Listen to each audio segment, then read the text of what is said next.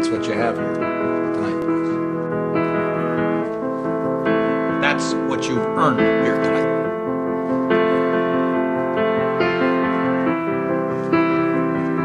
One game. If we played them 10 times, they might win 9. Not this game. Not tonight. Backline look. Oh, net. Looks, pushes off on Andrew Clayton. He shoots and he scores. Camera turns, shoots, and he scores.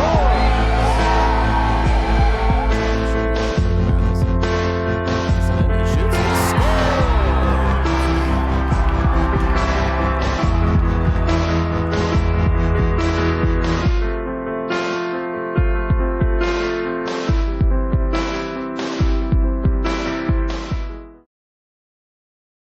Here we go, Nick on me, Nick on 3, 1, 2, 3.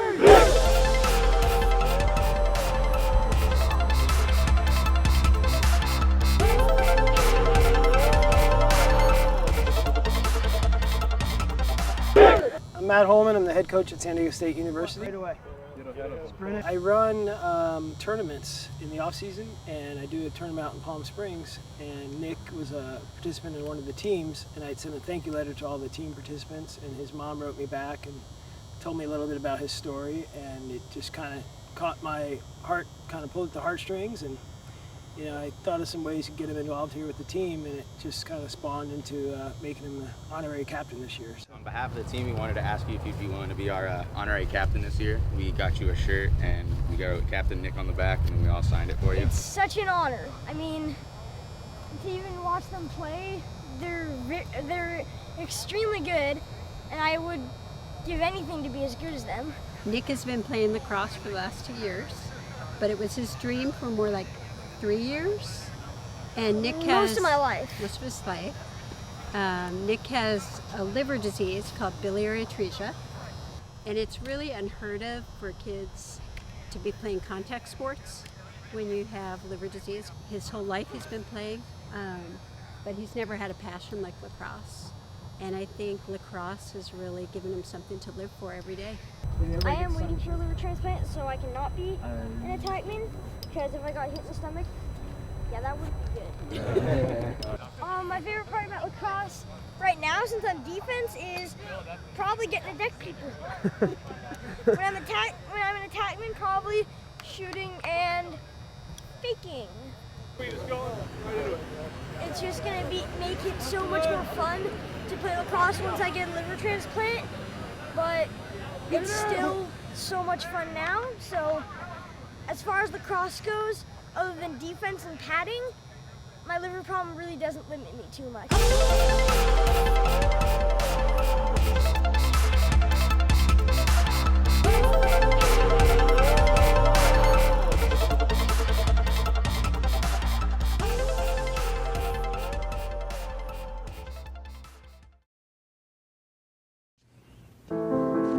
Great moments are born from great opportunity. And that's what you have here tonight. That's what you've earned here tonight.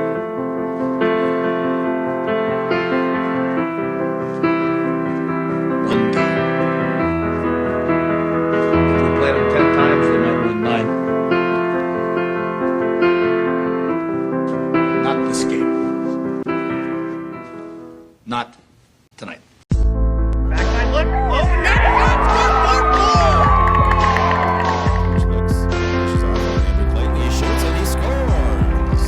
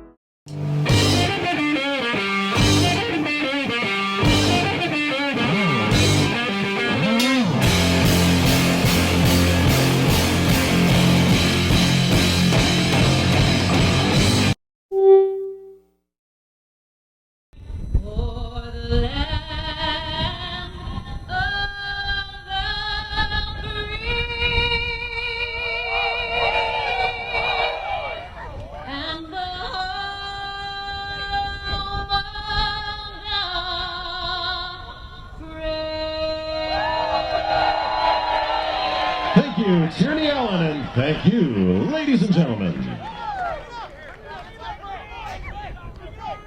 And now, ladies and gentlemen, please direct your attention to midfield for our captain's meeting and honorary coin toss.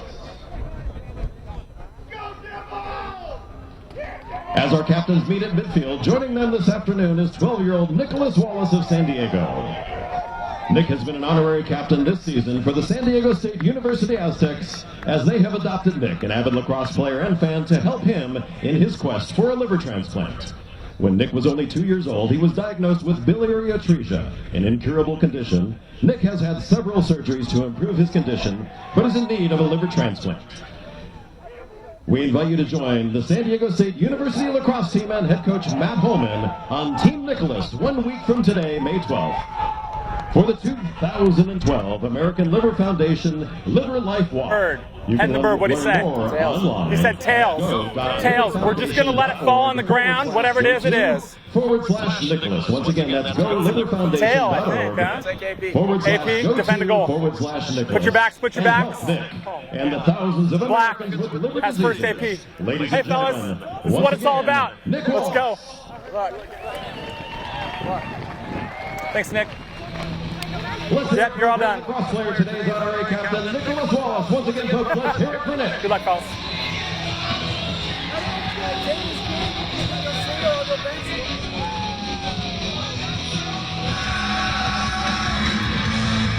And welcome to the Division I championship matchup. And there's Nick Wallace. I mean, he's a really fantastic kid. Great story. So inspiring. I mean, he's a joy to be around. I'm hoping he'll come join us up here in the Subway Skybox. Yeah, absolutely. I mean, I've spent some time with Nick at San Diego State practice and just down here in Southern California. Absolute joy to be around. He's an inspiration to the sport. He loves lacrosse so much, and you know, nothing really gets in his way of playing the game. And it's great to have him out here on such a big occasion. And again, this is for the Division I championship, the SLC, and the automatic qualifier to South Carolina. You have to think that both of these teams are going to make it anyway, with Arizona State beating Santa Barbara in the semi and Chapman beating up on the University of Arizona. This one's going to be a really fantastic game. SLC champion for 2012. And I'm Chris Marshall here with Samir Chaudhry, and you are watching the Lacrosse Network. And there's the local product, Zach Handy, able to win the faceoff, and that's something that, and Hap Knowles able to take the ball away. And there's Timmy Andrews taking the shot. And the huge hustle play there by Dylan Westfall, able to back up the shot after the quick shot from Timmy Andrews. And this is a matchup from two of the perennial powers here in the last couple of years.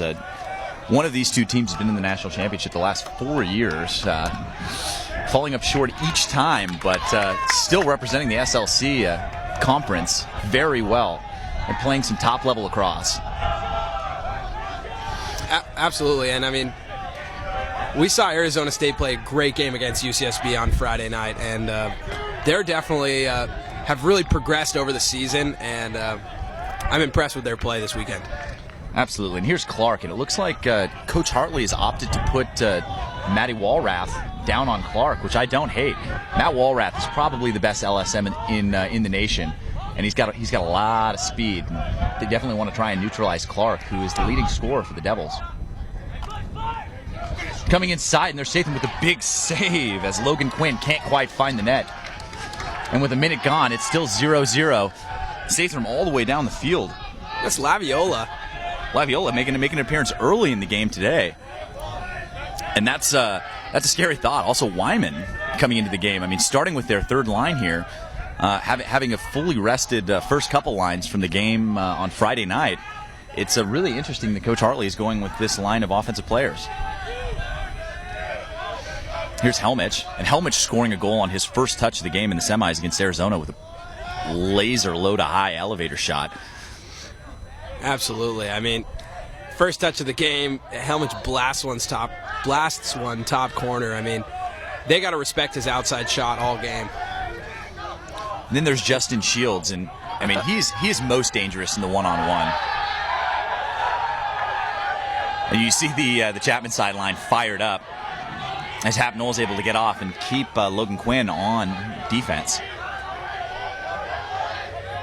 Here's Shields, and he's got that split that is just nasty. I mean, it's better than anybody I've ever seen. Takes the shot and eaten up by Westfall, but Timmy Andrews able to come up with the ball on the rebound. Back up to Helmich. Chapman a lot more methodical team this season than they have been in years past, and really having a lot of success in their settled offense. Here's Shields with 12:25 to go in the first, still 0-0. And everybody's just waiting for there's Clayton with the shot, and another great save from Westfall. Barely gets a stick on that one, and Clayton is very dangerous. Huge save for Westfall. Westfall played an amazing game against UC Santa Barbara. He had an outstanding play at the end of that game. He's going to be the X factor for Arizona State today. There's Martinick up to Scarano. And over to Logan Quinn. You have to think they're going to try and exploit this matchup with Zervis. Zervis definitely more of an offensive player. And that's Logan Quinn, and his real middle name is Cadillac.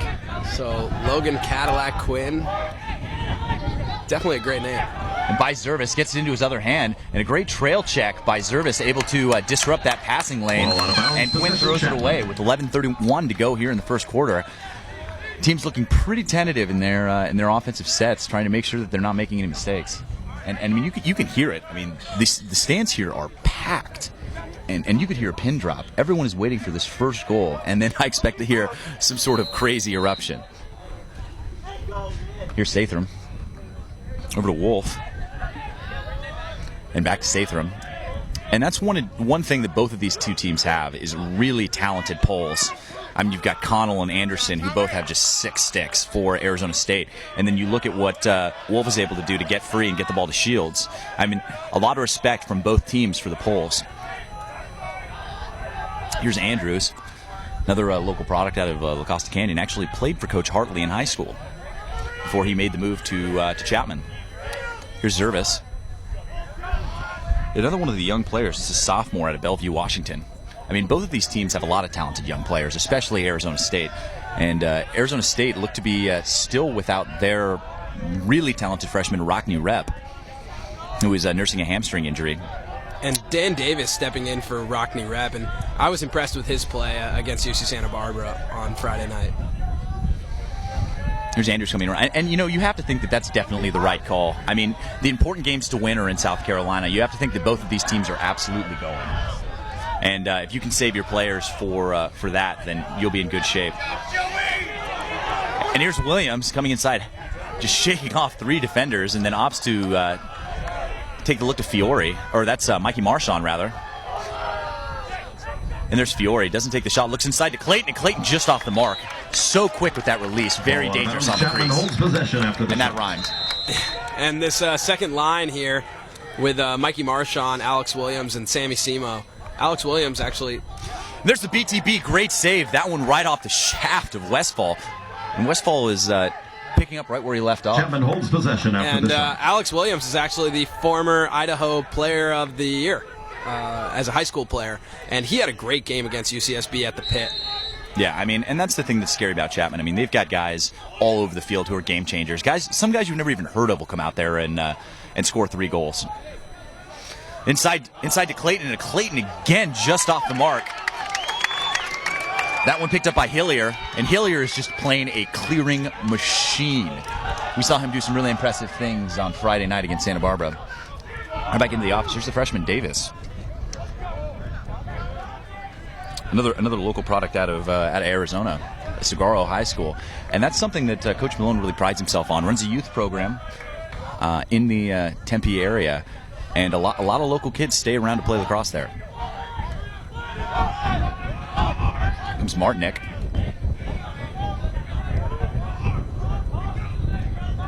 And this midfield line for Arizona State is dangerous. I mean, you got Logan Quinn, who has big shot, Martinick, who's a great dodger, and then Cooper Piquel, who's just an all-around outstanding player from Foothill High School. Nice switch there by Williams on defense. Looking across, didn't look like he was sure what he wanted to do with that one, and that one right into the 6th Sathram. Have to think he'd want that one back. And Hap Knowles, another one of those really talented LSMs, actually an all-freshman selection last season while playing at CU Boulder. So no shortage of depth at the long stick midi position. I mean, when you've got a guy like Apnol's coming off your bench, you're doing something right. Absolutely.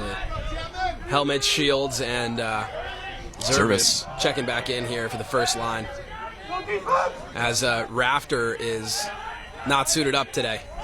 Yeah, after that scary hit he took in the Arizona game, scoring the goal, I mean, hanging in there, and that one right into the stick of Westfall. Great positioning on the Timmy Andrews shot. And here with 8 minutes to go in the first, still 0-0. Both teams having pretty good looks. I think Chapman getting the better of Arizona State right now, but Arizona State is still very dangerous. And with all these young players playing in their first championship game, I mean, you have to think that they're not going to do anything but get better this game. And not getting the push call. Great ride there by Clayton. And the ball's going to go back to the Panthers with 7:44 to go in the first. Looks like Shields is going to start with it. And please keep your questions, comments, predictions, anything you got. We'd love to hear from you. Yeah, I know in our Division II game we got a couple of predictions. I know we had a 12-8 Chapman, an 11-9 Chapman. So anybody got a prediction different than that, make sure to chime in. Absolutely, and anyone who correctly predicts the end game score before the second half is going to win a pair of adrenaline socks. So definitely keep those predictions coming, as well as any questions, comments you have about the teams, the matchup. I mean, if you played in this matchup, let us know how you feel. Here's Helmich, 7:15 to go, and quick double there from Arizona State. Crossfield pass, looking for Shields, and that was a rip coming from Shields. Not normally something you expect to see out of Shields. More of a placement shooter, but some real mustard on that one. And Jack Coyne has a great point here. He says the last thing that Chapman wants to do is get Westfall dialed in with soft shots. And I agree with that. You can't get Westfall hot. He's an emotional player, plays with a lot of passion, and if he starts making saves early, he's going to be dangerous for the rest of the game. Yeah, and not only on the saves, but if you listen to him, he runs the entire defense. And there's Clayton with the pickoff, looking for Timmy Andrews across. The spin back, puts it in his left, takes the shot, and that's a great check coming from Cooper Piquel out of Foothill High School. That's a goal saver right there. Timmy Andrews will bury those. And a couple of players from Foothill High School on the Arizona State side. You got Zach Handy from Foothill, Ian Anderson, defenseman, 45 on Arizona State from Foothill, and Cooper Piquel. And you know that's a team that won 5 Southern Section championships in a row. So definitely well-coached team. Absolutely. And with 6:19 to go, this is definitely not the way I expected this the scoring to be going. And there's a look inside to Clayton, a little ambitious on that one, running through the triple. But both of these teams have the firepower, and Westfall goes down. Looks like he might have rolled his ankle, and that's bad sign. See if the official stops the game here. And he does. It didn't look like anybody touched him, and that's one of the dangers of playing on the artificial turf. Sometimes it'll grab you and just won't let go. I know from experience. I broke my leg planting, and this doesn't look good for Westfall. Trainer's out to take a look at him, and hopefully he's okay. I'm Chris Marshall here with Samir Chowdhury. You're watching Lacrosse Network, so stay tuned, and we'll be back to the action hopefully soon.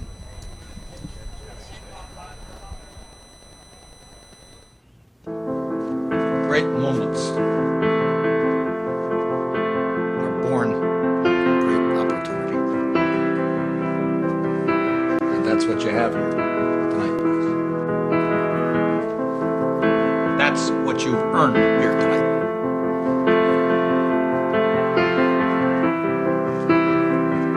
One game. If we played them 10 times, they might win 9. Not this game. Not tonight. Backside look. Oh, net shot. Looks pushes off on Andrew Clayton. He shoots and he scores. Camera turns, shoots, and he scores. He shoots and he scores.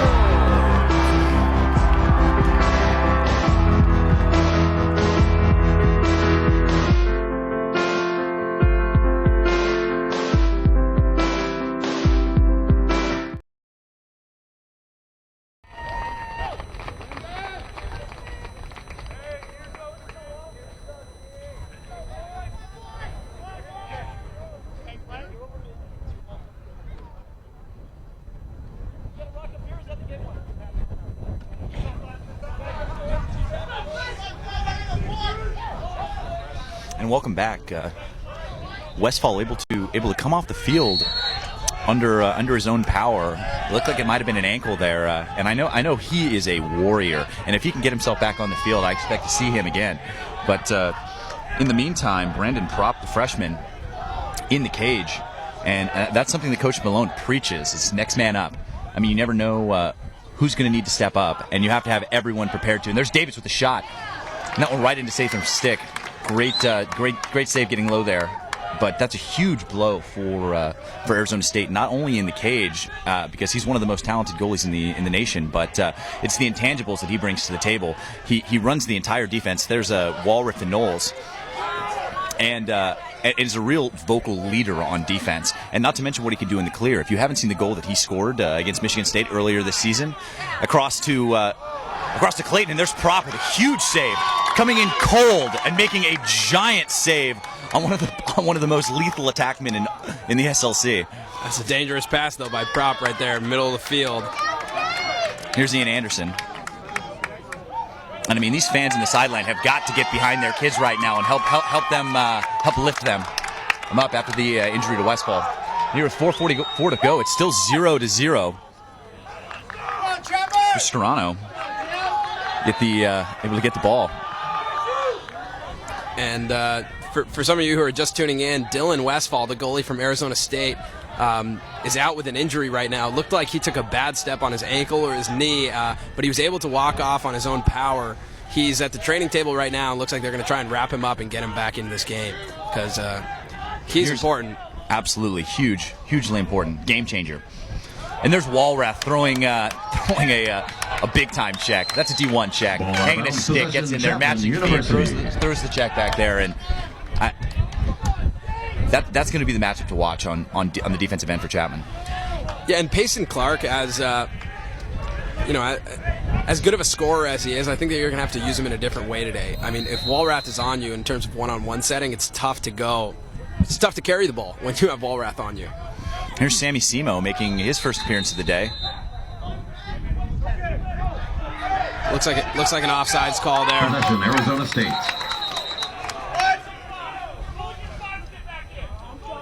Back in. Goalie It gets looks like five. there was an offsides call going against Chapman, and they stopped the play because the goalie gets 5 seconds to get back into the cage, and the Arizona State sideline not happy about it.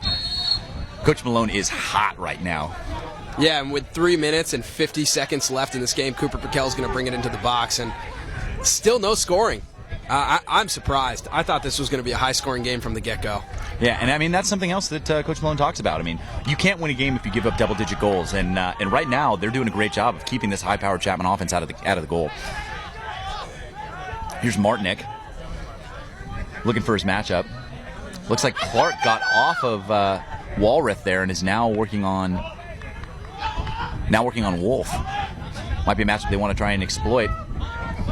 And here's Cooper Piquel working on Sammy Simo, gets it down to Clark. And back up to Quinn. Logan Quinn drawing a long pole there. That's Brenton Croteau, and they're going to want to keep a long pole on Logan Quinn all day. Absolutely. Very talented player. And here's Quinn, just under 3 minutes to go, over to Piquel. This is the matchup they want. And takes the shot and the goal by Piquel. A little late on the slide, and that's a huge goal. 1-0 Arizona State. Great goal there from Cooper Piquel. That's exactly the matchup that they want. You know, any of these Arizona State short poles with a shorty, they got to be going to the cage. And Cooper Piquel, just a talented kid out of Foothill High School. Nice shot, nice goal. Stick side. Sorry, that was hip. That was an off-stick hit. Once again, the Sun Devils. Yeah, and it's just that little bit of a head fake that stopped the slide coming and gave him just enough time to get that shot off. I mean, that's a really great play. And then score 1-0 Arizona State with 2:51 to go in the first. There's Hap Knowles working against Zach Handy. It's Tommy Wolf coming in trying to pick up the GB. Got a good line on it. And finally does get it. Back down to Timmy Andrews. And with 2.5 minutes to go, Chapman subbing through the midfield to get their offensive players on the field. There's Andrews working on Connell, able to get it up to Williams. Williams going against Hillier. And Hillier, one of those D-midi specialists, very good at his job. Huge. And here's Sammy Simo taking advantage of the speed of Walrath, able to get it back. And there's Williams, gets the ball back. This unsettled situation, takes the shot, and that one just off the mark. And Chapman is all over the cage right now. And you see Westfall back in the game here. Westfall back in the game, and he's a warrior, just like you said. He's limping around a little bit, but he's not gonna sit out on a championship game. I'll tell you that much. I mean, yeah, and that's a big deal. And the rest of his team is going to be able to come in your attention, please. on that attitude that he's got. I mean, the only thing that's going to hurt them is how good he is on the clear. I mean, he's probably the best clearing goalie I've seen maybe ever. And there's top cheese coming from Williams, and there's nothing you can do about that one. I mean, that one couldn't have gotten any further into the corner. Great goal by Williams. And you see Dylan Westfall not happy about that one, Chapman, but he's having a really tough time walking around on that leg. And you got to think, yes, he's the best goalie on the ASU sideline, but how important is it right now? Yeah, I mean, at what point? At what point do you step out and you put Brandon Prop in there? Alex Williams. But I mean, Westfall's such a talent. You got to keep him in if he's capable. Yeah, and you know that he's the type of kid that doesn't take no for an answer. And that's a great play from Zach Handy. And Hap Knowles running through, gets it to Clayton, who's coming around, fighting through the double, and there's Ian Anderson going for the over-the-head check. Doesn't land it. Crease violation, Chapman, possession, Arizona State. But Clayton can't quite find Timmy Andrews on the backside. Ball to Arizona State. Quick whistle. Connell bringing the ball up, finds Martinick. And with 1:15 to go in the first, we're still knotted up at 1. It's like a official timeout. Get the extra ball off the field. It's like they're still doing a little bit of warming up with Prop on the sideline there.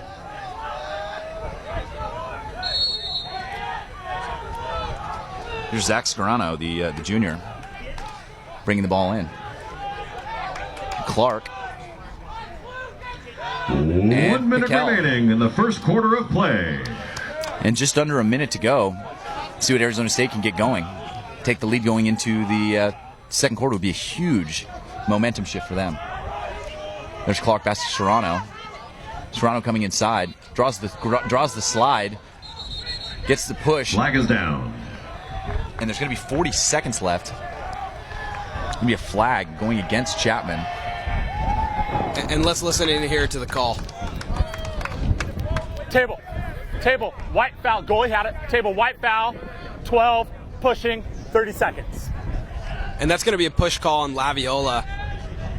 30-second push. So Arizona State man up for 30 seconds, and there's 40 seconds left in the first quarter here. A 30-second technical push on number 12, Colin Laviola. And this is a big opportunity for Arizona State. I mean, penalty. They're one of the 30-second technical the lower scoring teams, really relying a lot on their experienced defensive players to hold the other teams, I guess, hostage on offense. Here's Martinick, takes a rip, top corner, stick side. Martinick making it look easy with that sidearm shot, pushing the lead to 2-1 with 23.3 seconds to go in the first quarter, and that's a huge goal for the Sun Devils.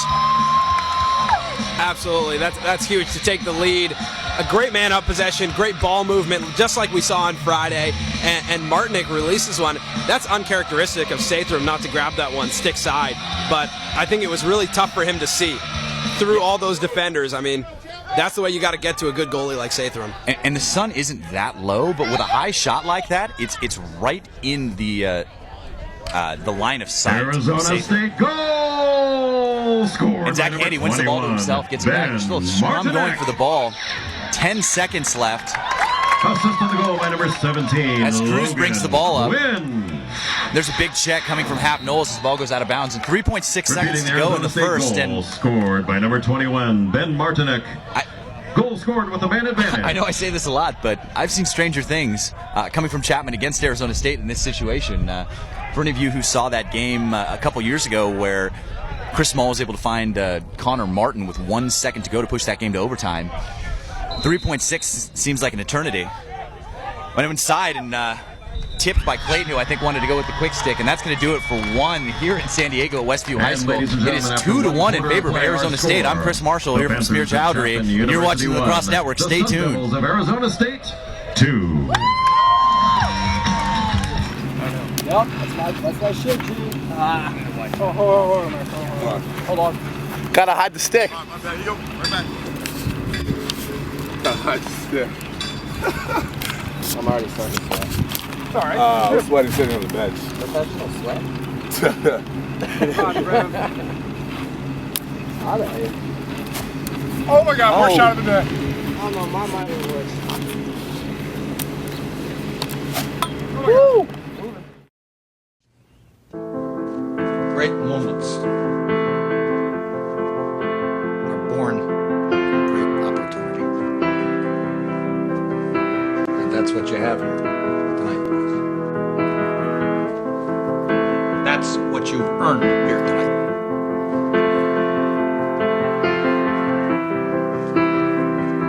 One game.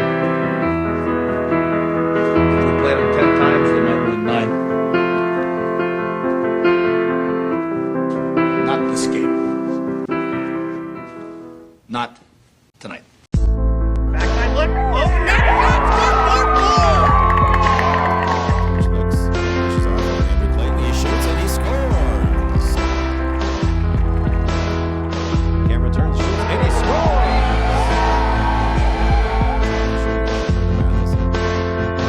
He shoots and he scores.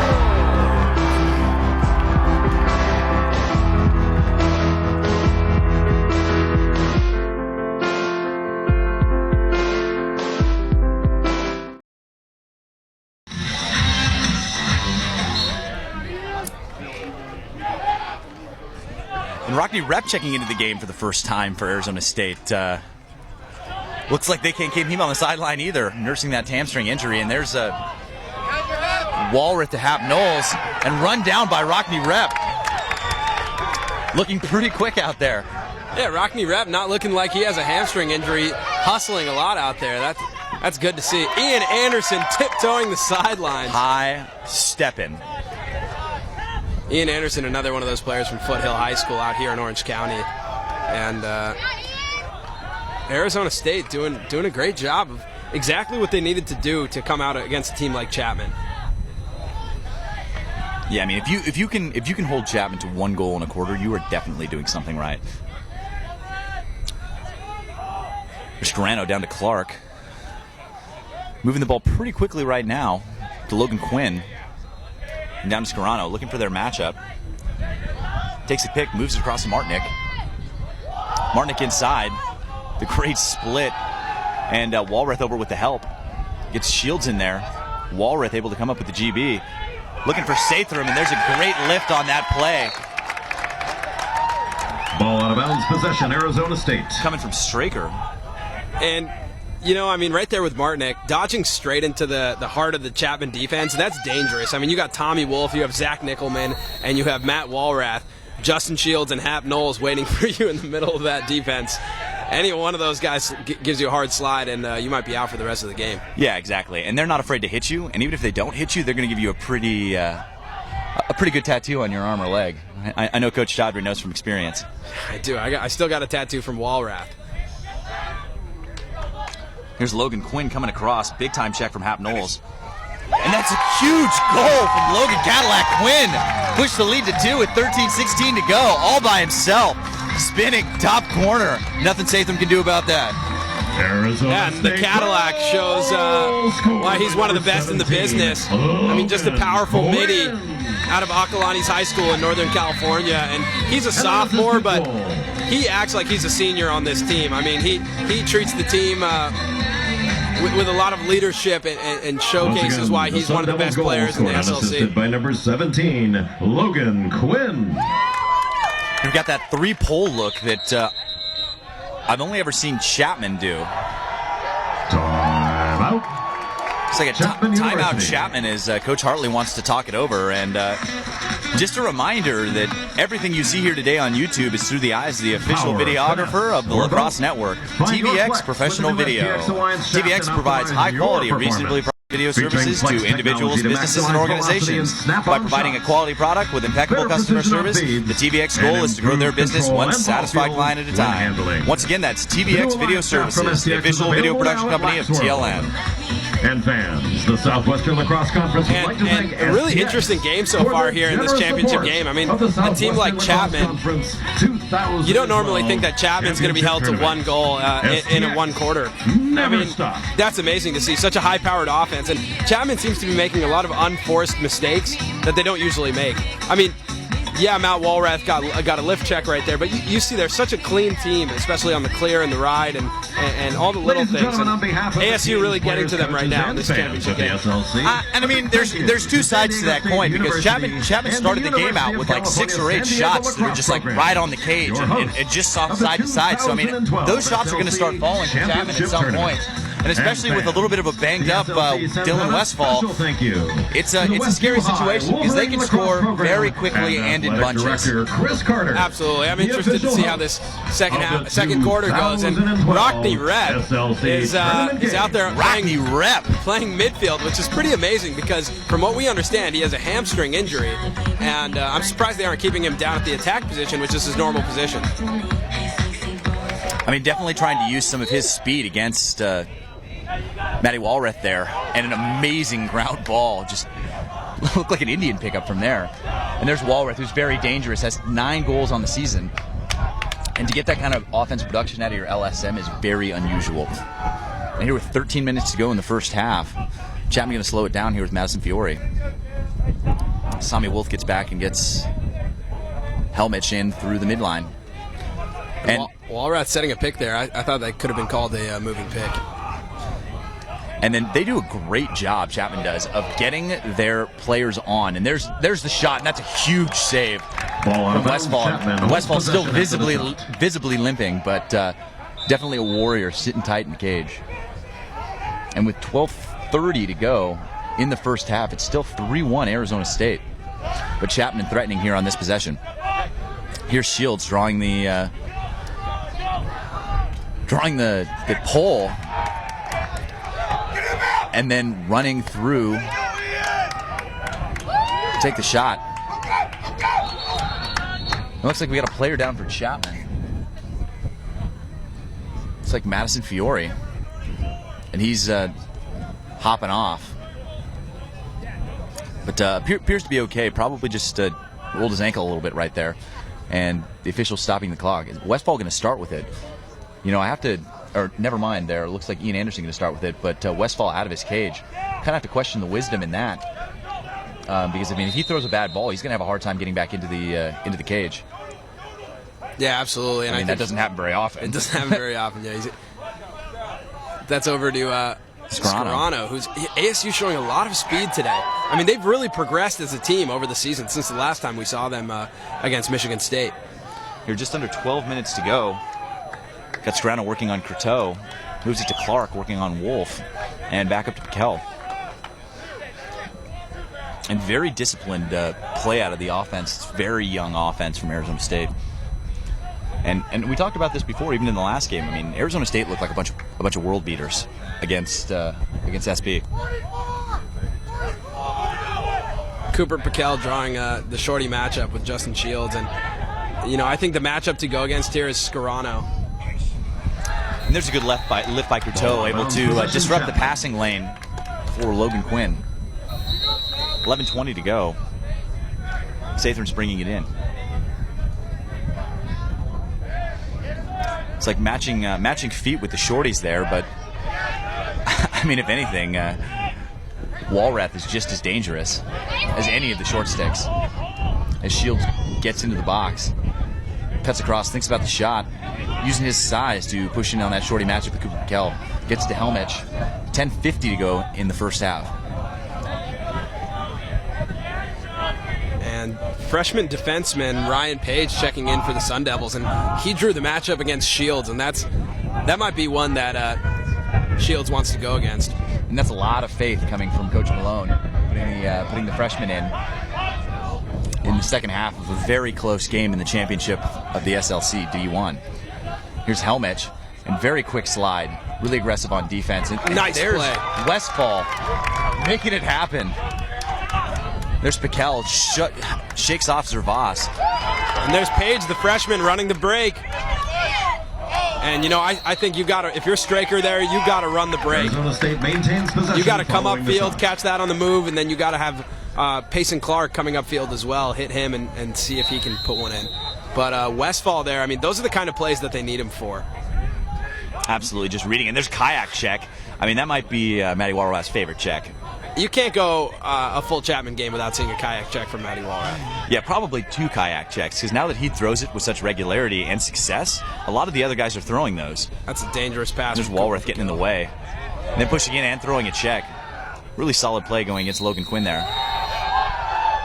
And that's a timeout for the Arizona State Sun Devils. Arizona State. And tonight and every weekend this lacrosse season, TLN, the Lacrosse Network, brings you the highest quality lacrosse content on YouTube, providing key interviews, in-depth analysis, and live MCLA broadcasts. Throughout the 2012 season, TLN is the place to be. Subscribe now to the Lacrosse Network for more great lacrosse content. TLN is the Lacrosse Network on YouTube, all things lacrosse. And also be sure to like our Facebook page and follow us on Twitter at Lacrosse Network. Smil would also appreciate it if you followed him on Instagram. Very, very artistic photos coming from Samir. And for only I took a great one this morning of the 2 trophies that got some likes already, so pretty excited about that. But yeah, just to go on what you were saying about the Lacrosse Network, I mean, we got some great content up right now and some great content coming up. We got the LXM Pro Tour June 2nd. At Orange Coast College, which we will be broadcasting live. You got Kyle Harrison and Mikey Powell playing in that. A lot of athleticism there. A lot of great lacrosse play that you're going to see. And the Adrenaline All-American game is that day as well. We'll be broadcasting that one too. And all summer, we'll be traveling with the LXM Pro Tour, so make sure to check back for all LXM content on the Lacrosse Network. And if you haven't seen the helmet cam video yet, check it out. It's on our page. Right now. Yeah, and that's some really cool stuff. I'm pretty excited. I mean, we're hoping to unroll some pretty revolutionary stuff. And not to mention, you'll have the chance to see Coach Chaudhry suit up. Yeah, I'll be playing one-on-one with Kyle Harrison, so I'll hopefully be shutting him down. Definitely a matchup to watch. And with 9:46 to go, Arizona State coming out of the timeout to go in the first half. Moves up to Scarano. Here's Martinick. Back to Scarano. Just taking a little bit of the air out of the ball. And this is exactly what Arizona State needs to do. They have to control the possession. I mean, because you can't get in a shootout with a Chapman team that's as powerful as these guys are on offense. Just good stick by Logan Quinn, able to pull that one in. There's Davis, the freshman. Back to Straker. And over to Clark. Hap Knowles now playing on Clark. And it seems like they want to have the freshest legs they've got playing on Clark. Davis working on Wolf. 9 minutes to go in the first half. And Walrath way out on Quinn. Moves it back to Davis. And you can hear the coaching staff call for Davis to bring Wolf behind. Davis going to use some of his size and speed to try and dodge from X. So Davis looking to feed. Finds Quinn. Coming inside. Gets by. Finds Davis. And Davis scores the goal. Takes the hit. But that's always worth it. Huge goal, standing in strong.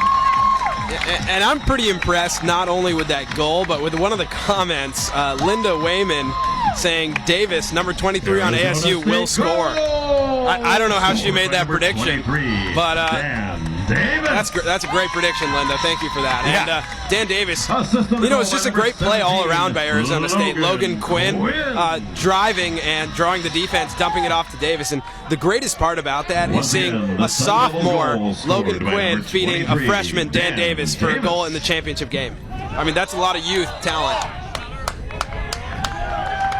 Procedure in Chapman. And that's going to be a procedure going against Chapman, coming out of the box too early on that one with 8:34 to go. It's a 3-goal lead for Arizona State at 4-1. I mean, impressive defense on display for Arizona State right now. And this is not the first time that these two teams have met in the SLC Division I Championship. Last year, ASU getting the best of this matchup. Yeah, but it's always been a pretty hotly contested matchup. Even when these teams weren't in the top tier of the MCLA, when they were battling for those last couple playoff spots, I mean, there's always been a lot of bad blood between these teams because they've always been pretty evenly matched. And there's Sathram coming up big in the cage, and there's Clark taking the shot, and that one's just off the mark. And then Sathram running it down, and that's a huge play from Sathram, able to get the ball back with 7:56 to go here in the first half. And Jack Coyne saying that in Hap Knowles, Matt Walrath, and Ian Anderson, they're 3 of the top 6 polls in the MCLA on the field today. I mean, I believe it. I believe that. And I got to ask, Jack, wouldn't you say there's a couple of the best goalkeepers on display as well in Dylan Westfall, Sathram, and in Warren Nielsen as well when he comes in the second half for Chapman? Warren Nielsen is good. He's really good. Yeah. Really good. And that lefty always throws people off. You got a southpaw goalie, and especially in the second half, because Sathram being a right-hander, I mean, it really messes with your shot. There's Zervis, comes back, looks for Clayton. Clayton looking to feed inside, and that's a great look by Mikey Mershon. Unable to connect on it, but that's the way Chapman scores a lot of their goals. Get the ball to the crease and feed that cutter. And you can really see Dylan Westfall. He can't put any weight on that right leg of his. He's having a tough time. But definitely a warrior coming in and stepping in, making some huge plays. And a big part of the reason that Arizona State has this 4-1 lead with 7 minutes left in the half. Here's Shields to Zervis. Here's Andrews. And Fiore hasn't checked back into the game yet. Going with Marchand. But not a whole lot of drop-off there, as Marchand generally plays in the second line midi. And there's a look inside again to Marchand from Clayton. And just can't quite get into it. And you have to attribute that to that high-pressure defense. I mean, they stay in tight because they trust their goalie and Dylan Westfall to make those saves, so they're very quick on those cutters coming through the crease. With 6:24 to go, University of Arizona State comes back on offense. Arizona State University, rather. COD4 Freak 22 made a great prediction. He said that his prediction is that Matt Walrath will outrun somebody today. I would bet all the money in my wallet on that. Matt Walrath actually outran me by a good 50 yards on a couple Fridays ago when I was playing that LXM Pro practice day. Yeah, and I mean, you don't have an appreciation for how fast he actually is until all you can see is the back of his jersey. Yeah. But very, very fast and talented player. And a Straker. And Arizona State really taking their time. Looks like they're playing pretty tight on Martinick, and that's a huge save from Sathram. Great look inside to Straker. Unable to come up with that one on the quick shot. And you can see on Straker is actually Zach Dutra from Danville Monte Vista. And that's another a young player that Dallas Hartley is trusting in a championship game. There's Martinick on the drive. And Logan Quinn up top. Looks like Martinick is going to want to exploit this shorty matchup that he has. Payson Clark. All the way up to Cooper Paquel here, and they're moving the ball really well. And there's Payson Clark looking to feed. Rolling behind X. And looks like he stepped in the crease. And with 4:44, the ball's going to go back to Chapman. And Chapman's got to get something going on offense. I mean, they're getting good looks, but the high-pressure defense coming from Arizona State is really neutralizing their cuts to the crease, which is where they score a lot of their goals. 1 goal in the first half for Chapman so far. I mean, this is uncharacteristic of Chapman. And the 1 goal coming from Alex Williams, who has the ball now here with just under 4.5 minutes. And he's got a line looking across, and that's a great feed. And that one's into Ann Carlo for the goal, and that one's all Alex Williams. Getting inside, drawing the D. He knows that Westfall can't move side to side very well. That pass across for the quick stick goal for Ann Carlo, and that cuts the lead to 2 with 4:24 to go in the first half. And Alex Williams, I mean, at the end of this season, he's really impressed me. I mean, he's the former Idaho High School Lacrosse Player of the Year, and he's really come into his own as a collegiate player here at Chapman. I mean, and that's the kind of play you Repeating the need Panthers' goal, out of scored your by number 1, Tyler your and Carlo. second line guys to compete for a national championship. And I firmly believe that both of these teams can do that. Here's Timmy Andrews. 4 minutes to go in the first half. It's ball to Alex Williams. And up to Sammy Simo, the Jesuit High School Sacramento graduate. Actually started the program there. He's played for the first year for that program.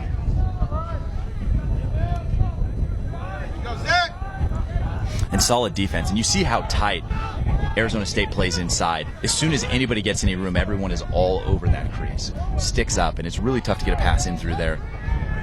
And there's Welch checking in here on attack, and he drew a shorty at X. I mean, that's a good matchup. Nice ball movement there, back over to Williams. Williams takes a shot, and that one just off the mark, backed up by Welch. And Welch is one of those Chapman University young studs, possession actually at a Jesuit Portland. So another Jesuit High School alum out there on the field, albeit two different ones. But one of the young studs, a sophomore, really getting a lot of playing time here towards the end of the season. And definitely doing well. Flag is down. Flag down here as Sammy Simo takes it down the right alley. And that ball's going to be down with 3 minutes left in the first half. And Jack Coyne, to address your last question, I mean, can Dallas stick with with changing the keepers when they go to Greenville? Don't you think he has to ride a hot goalie on the big stage? What do you think, Chris? I think you got to use what's working for you. Arizona State penalty. What's been working for them is switching goalies. And both of these kids are so talented that it's hard to keep one of them off the field. Well, I mean, a 1 minute personal. Sorry, I was going to say, in that BYU game, they didn't make the goalie switch. Mendoza. They kept Sathram in the game the whole time. So maybe that's Dallas's plan, that on the big stage he picks one of them. But I don't know how I could make that decision. And I know that this is a problem that Chapman has had for a while. I mean, they had the two fantastic goalies in now coach Daniel Kirkpatrick, which has a lot to do with how good the goalies are, and then also D1 transfer Jason Coe. And when you've got two guys who are that good, when they were in the tournament, they split games. I mean, they switched off games. And if that's something that they want to do, stick with one goalie, I think that's the only other option that Hartley has. Scoring update for the official winter sports of Canada. I've seen them both play lights out, up in Los Angeles. They just have different games. I mean, Warren Nielsen is so quick to the ball, and Kings 3. Just both fantastic goalies. Another question here, Chris, is something that we addressed a lot in the Division II games and the semifinal games yesterday. Do you think that all three of those teams will be able to go? Grand Canyon, Cal State Fullerton, and Concordia. I know you keep on saying that you think they'll get two bids, or sorry, Grand Canyon's going no matter what, but you think they're going to get one other bid. The NCAA National Championships will be held in Greenville, South Carolina. I just think that's how it's going to shake out. I mean, it's tough to give any conference three teams. I feel like the Division I and Division II SLC definitely deserves three teams. I think Chapman should absolutely go. I think Arizona State should absolutely go. And the only team all season to beat the number one team right now in Cal Poly is Santa Barbara. For more information, I mean, they have some big W's this season, and I don't think you can count them out. Absolutely, and I mean, the RMLC, they got to send three people. Absolutely. Too. I mean, they got to send Colorado, CSU, BYU. So Colorado came on strong late, which is like a pretty usual type of season for them. Yeah, getting hot late and trying to make a run in. Chapman on the man up here, looking to. And that is an unbelievable save. High to low, quick stick coming from Clayton, and Westfall saw that all the way into his stick. And with 2:30 to go in the half, Arizona State brings it back on the offensive end with Hillier. And there's no call there as Alex Williams brings the ball in. Was right into the break, takes the shot, and again Westfall sees that all the way into his stick. I mean, you definitely got to get it in. Great stick by Martinick, able to get that ball from Westfall. But you've got to do bounce shots or I mean change the plane more than that on a goalie as good as Westfall. Looks like a timeout for Arizona State. Arizona State. And for any high school lacrosse players out there, are you ready to take your game to the next level? Thinking about playing lacrosse in college? Then the Southwestern Lacrosse Conference might be the place for you. Enjoying success each and every year at the Men's Collegiate Lacrosse Association National Tournament. The SLC continues to grow with outstanding member colleges and universities. With 10 Division I and 14 Division II schools, the SLC highlights the outstanding educational opportunities afforded by some of the finest learning institutions in the Southwest and the entire country. Take your lacrosse game to the next level at an SLC member college or university. The SLC thanks YouTube and Lacrosse Network for placing the spotlight on the SLC Championship tradition. And you know, something that's really exciting to see here on our comment section, Nikola Markovic says, greetings from Serbia. How about that? That's exciting. Greetings from Serbia, watching from Europe. Looks like he plays on the Belgrade Zombies team, and that's exciting to see. I mean, the growth of the sport, not only in the west coast of the United States, but internationally, is amazing to see. And we're excited that we're allowing our international fans to tune in and watch some great MCLA lacrosse here. Yeah, and I know on Friday, we got a message from someone who was actually watching the game from 30,000 feet in the airplane. With the airplane had Wi-Fi and they were able to get the game. So that's exciting stuff. We're literally everywhere. Yeah. So thanks for tuning in, and if you haven't taken the time to subscribe yet, please do. And also keep your questions, comments, anything you got coming. Think about these teams, players, or anything you want to know about us personally. Feel free to fire away. Chris, do you have any thoughts on Colorado State's upset against BYU? I mean, a 14-7 game. I mean, I think that's a real drubbing, and they were really pouring it on strong. I want to say it was like 11-2 at the half, and that's a serious beatdown. I don't know that I'd call it an upset, but definitely an impressive victory. And Arizona State starting with the ball. Looks like an interesting play right there for Arizona State, as it looks like they're all even now. And Cooper Kell finds Logan Quinn, and back over to Martinick with just under 2 minutes to go in the half. Martinick looks like he wants the shot, takes it, and that one's just off the mark, backed up by Straker. Arizona State holds possession after the shot. Straker brings it in with a quick whistle, looking to turn the corner, takes the shot, the no-look shot off the pipe. And that's a really good shot. And with 90 seconds to go in the first half, Arizona State maintains possession. Martinick with the ball, has the shorty matchup. Moves it to Piquel, who also has a shorty matchup, going against Wyman. Takes the shot, bouncer, which he's had a lot of success with so far this season. Ball out. And that one just off the mark. The ball will stay shot. with Arizona State with just 1 minute and 18 seconds left in the first half. And another international fan checking in. Hello from Bournemouth Uni Lacrosse Club in the UK. That's great. Thanks for tuning in. We really appreciate it. Yeah, we'd love to come over to the UK and cover some games there. So definitely keep apprised of what's happening in the UK lacrosse world. Here's Hap Knowles working on Quinn, really giving him everything he's got. That's a good matchup to watch. Hap Knowles on Quinn. I mean, Quinn's a powerful midi, and Hap Knowles is such a talented LSM. And 50 seconds to go here in the first half. Martinick looking to drive. Finds Davis. Davis back to Martinick. And Martinick has the shorty. Dangerous cross-crease pass. But handled by Quinn. Here's Straker. 35 seconds left. Less than 1 minute remaining in the second quarter of play. It looks like they want to hold on to here and get the last shot. Drills the ball out to Scarano. And 23 seconds left. Still 4-2 Arizona State. Really impressive defensive showing for Arizona State right now. Just want to roll. Looks to roll back, finds Davis. 13 seconds. He's got to take a shot, and that one just off the mark. But backed up. Ball out.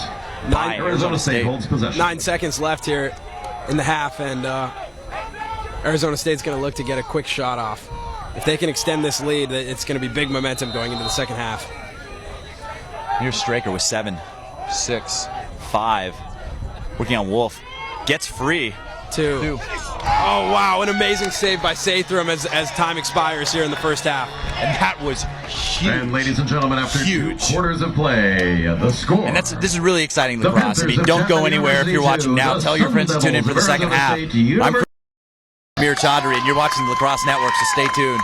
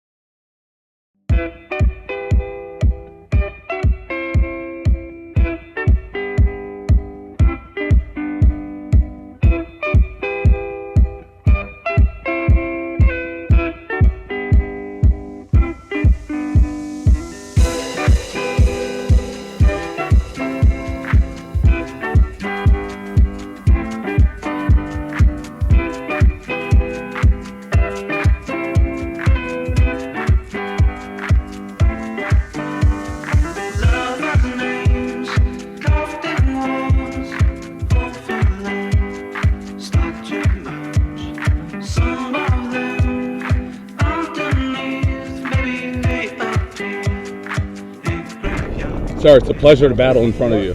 Wait, I don't. Yo, shut crease, shut crease. Get there, get out on yours, get out on yours, switch. Goalie, keep.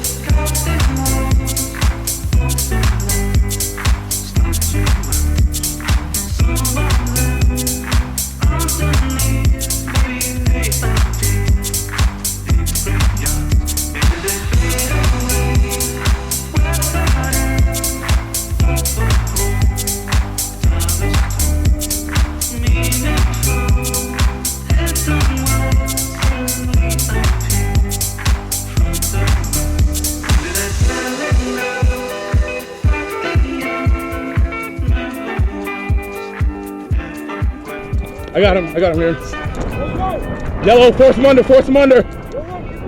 Under, stay there. We're slow to go, put your stick upfield. Yo, go, he's going right, lift.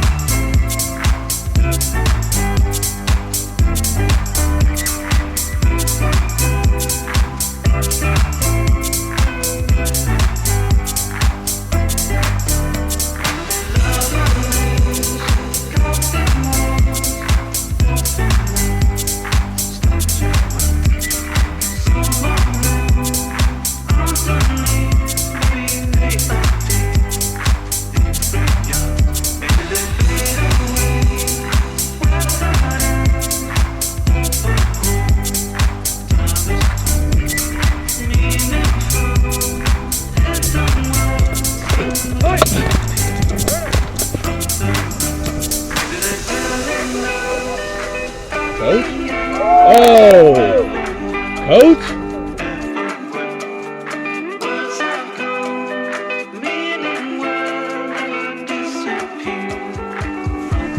I think mine's on. Hold on a second. I think so.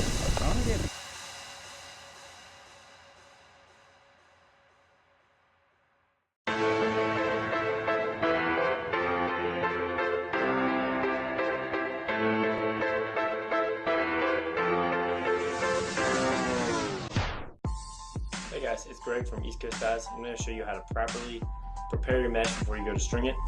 So what I have here is just regular, traditional hard mesh.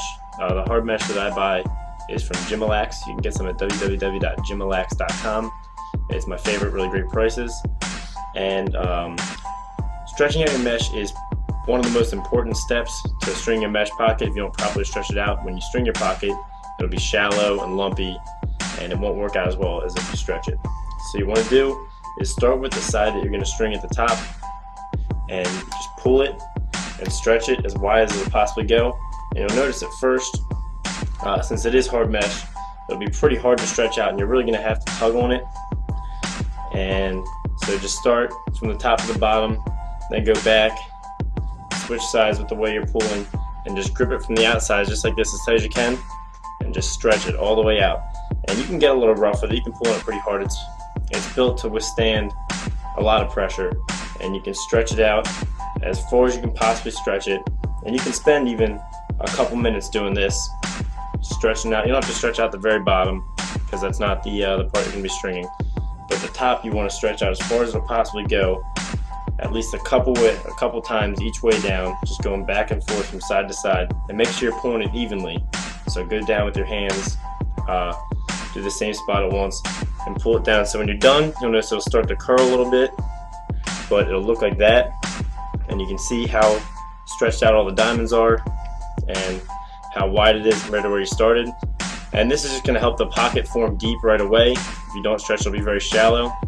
And one thing you want to make sure you do is see how these holes on the side are kind of flat. You want to make sure you take those and pull them out like that and loosen them. So that's really going to help them lay correctly on the string when you go to string the sidewall. One thing a lot of people like to do when they stretch the mesh and before they go to string their head is soak it in hot water. It's something I do sometimes when I string a head if I have a piece of mesh that's particularly hard. And so when you do that, all you want to do is just take hot water and just run the piece of mesh under the sink and get it all, the whole thing soaked in the hot water, and then take a towel and just pat it off so it's just damp.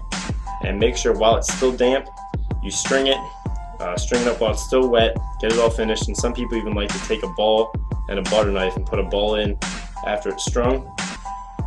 Another thing that people like to do is either before they string it or after they string it, they like to take either conditioner or lotion and just rub it on the inside where the pocket's going to be or all over, and then stretch it, and that's going to make it considerably softer.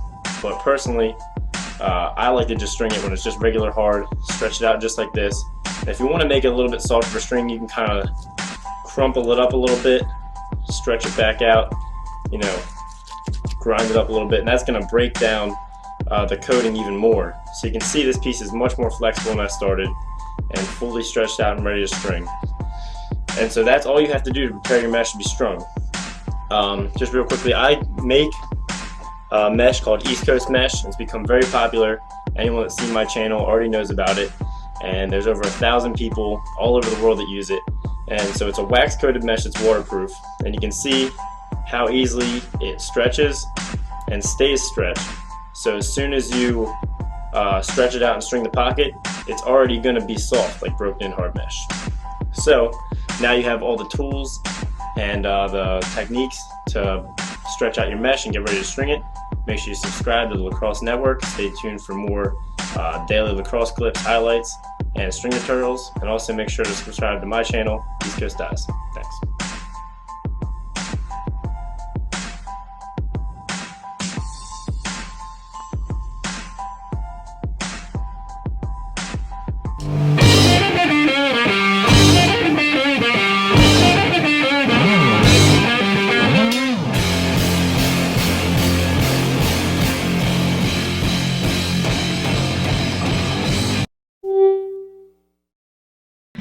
Arms are heavy, there's vomit on his sweater already. Mom's spaghetti, he's nervous, but on the surface he looks calm and ready to drop bombs.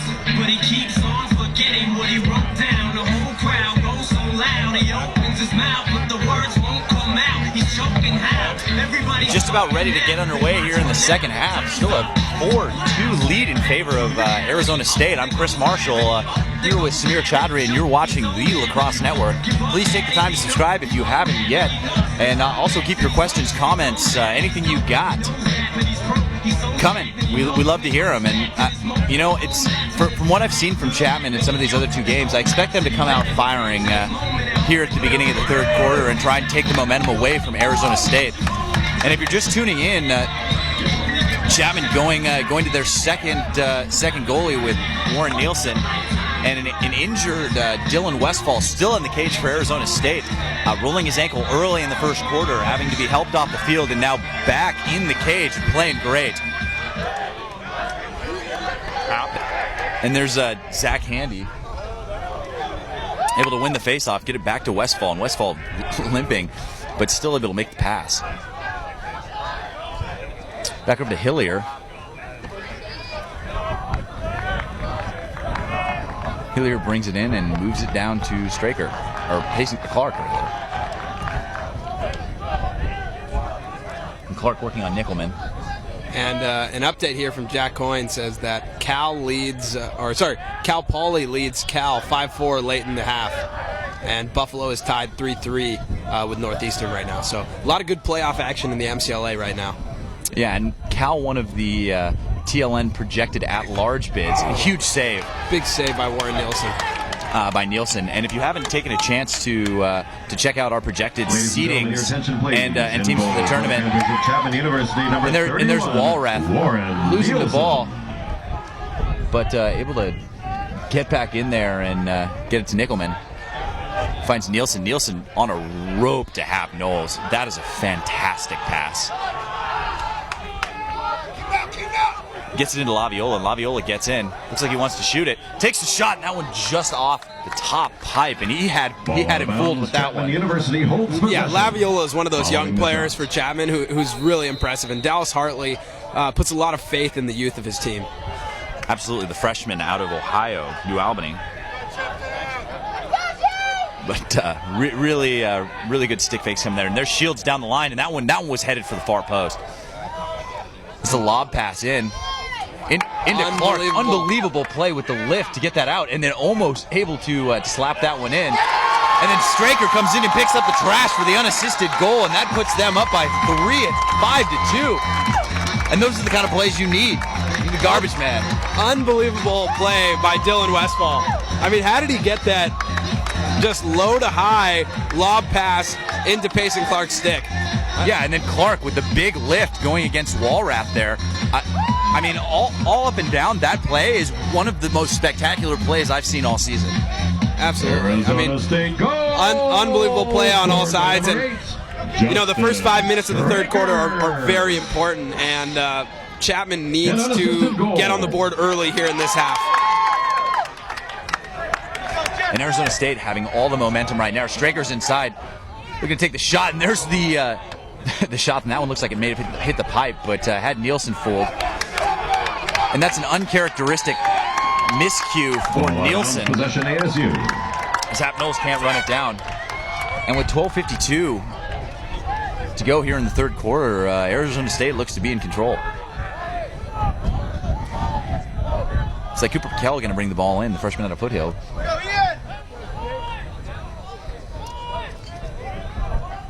Going to be working on Nick Remlinger. And both the Remlinger twins in right now as defensive middies, and I think Cooper Pakel might want to think about going on him. It's a good matchup.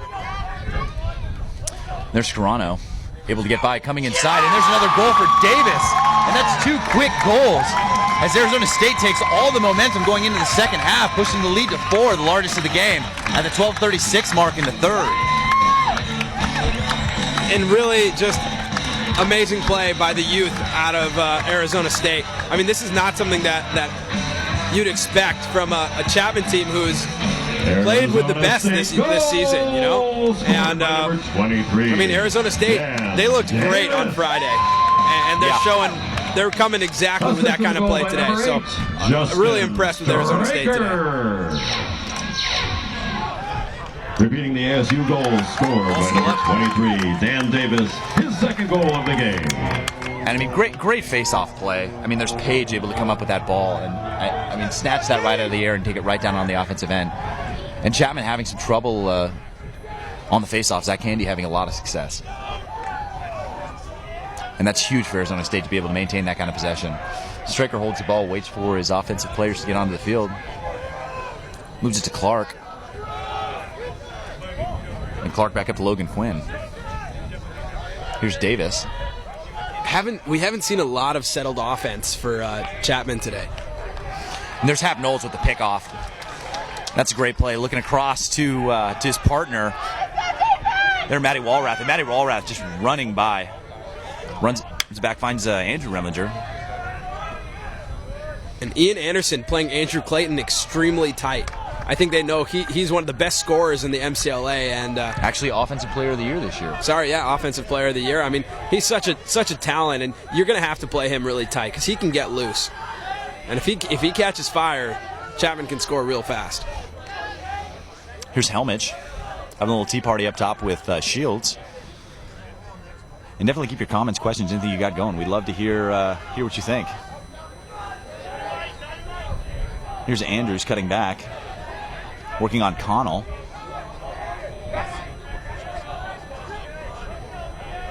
Connell, the sophomore out of Chaparral High School, really impressive so far this season.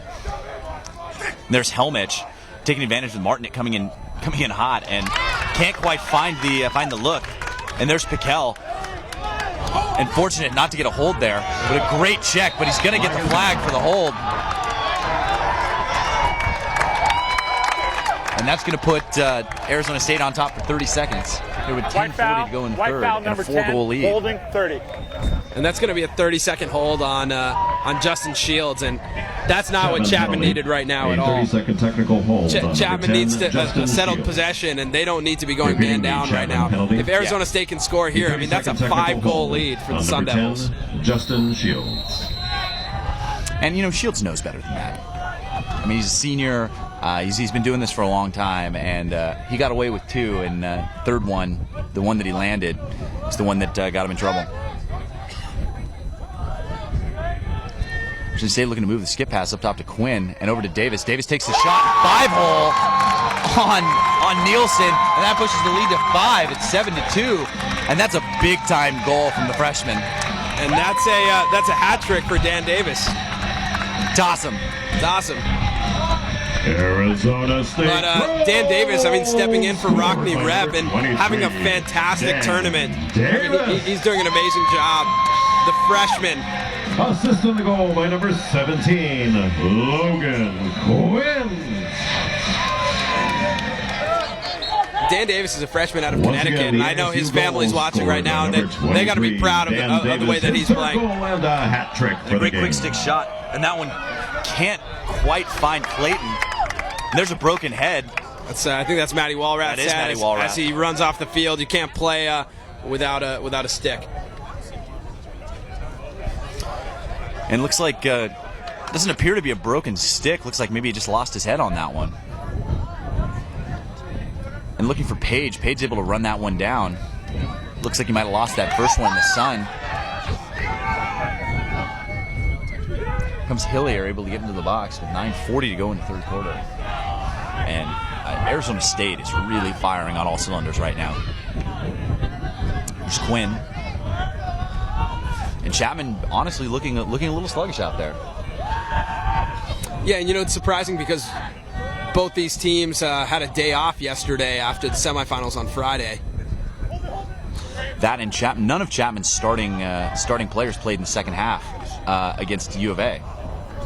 And Arizona State was in a real dogfight. I mean, and we talked about this right when it happened, when he started clearing out the bench.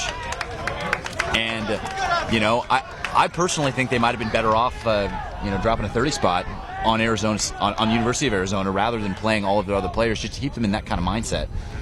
Yeah, you know, and you look to Straker, and that's a huge save from Nielsen. And what I was going to say there is that Arizona State stayed in San Diego, and they stayed here thinking about the game the whole time. When you're out of your element on the road, I mean, you have nothing else to think about but the game. Chapman went back and stayed at home.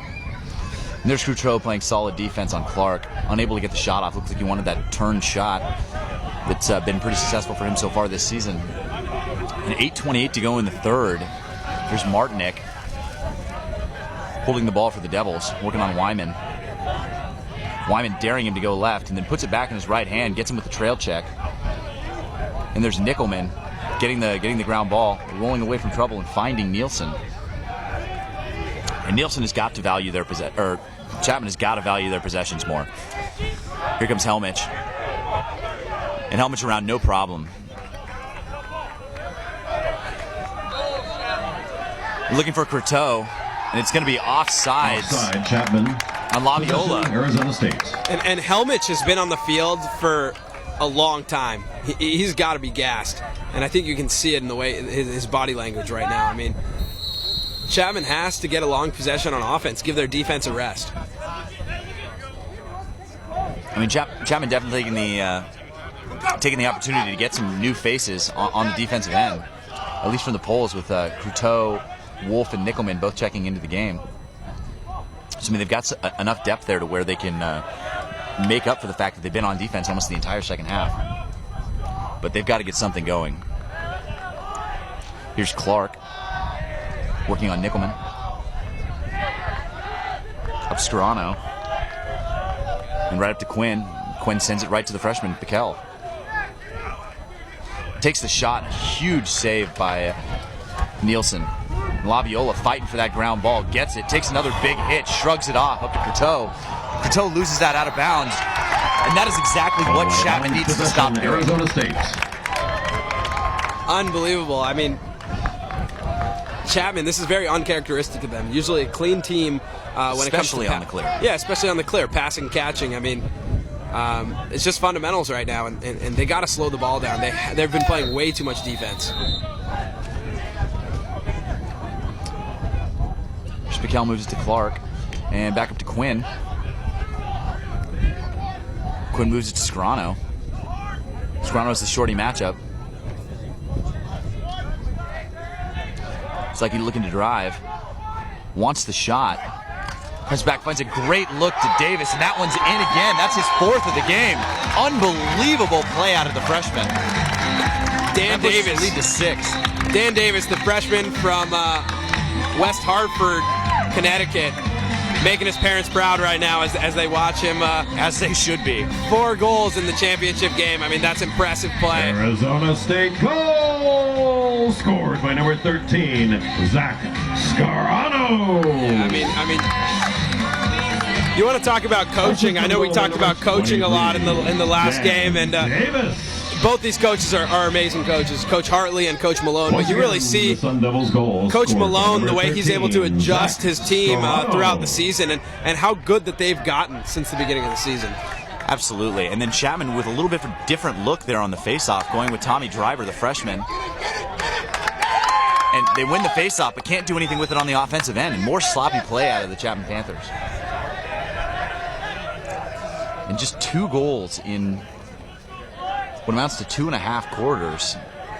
Really impressive defense from Arizona State, but also pretty unimpressive offensive possessions from Chapman. There's faceoffs, and there's another goal. This one by Martinick to push the lead to 7, and this is not at all how I saw this coming out.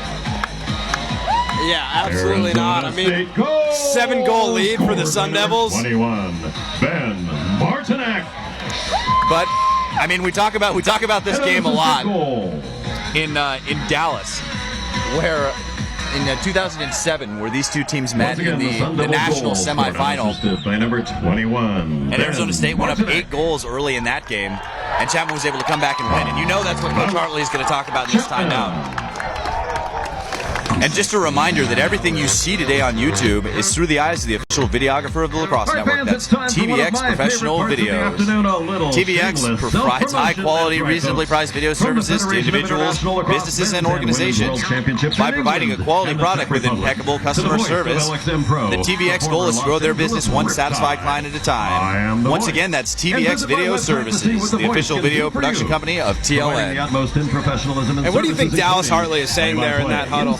I mean, I think he's reminding these kids about what happened in Dallas, 5 years ago. This game is far from over. They've got a ton of talented players, but they need to start being smart with the ball. I mean, they can't afford any unforced errors, and that's really what's happening for them right now. That's what's burying them.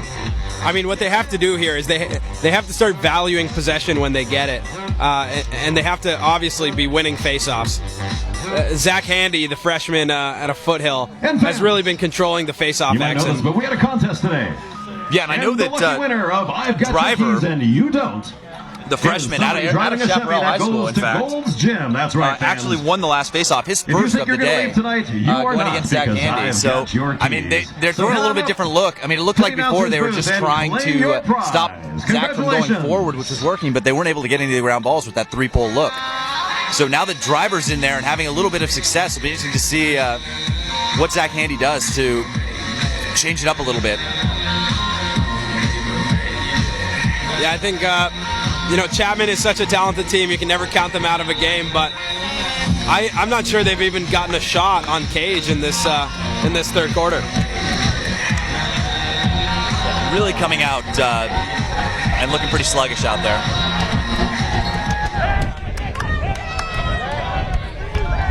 And there's freshman on freshman. Driver versus Handy. And Driver looks like he's coming up with it. Gets his stick knocked out of his hands.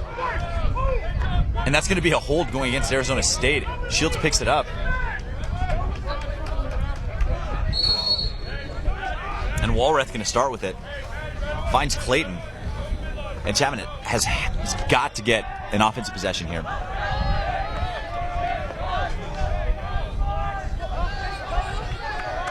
Up to Shields.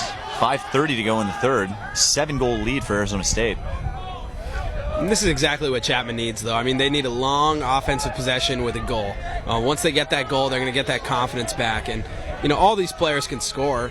So, I mean, they just got to put it together right here. And another drop pass there by Timmy Andrews. Cuts near Zervis. Looking inside to Clayton. Clayton with the quick stick. Eaten up by Westfall. And that's not a bad look. But a great save by Westfall. And there's Hillier working on the double. And Helmich has got to do a better job of closing him in. And on the open net. And that's going to stay Arizona State ball. I mean, I thought Warren Nielsen did a great job of chasing that one out. You know, off that 10-man ride, it's kind of a dangerous call there, and Hillier almost able to score. Great check by Matty Walrath. And Clark able to run it down and move the ball up to Dennis. And Dennis gives it to Piquel. Here, 4:30 to go in the third quarter. Piquel likes his matchup at X going against Helmich.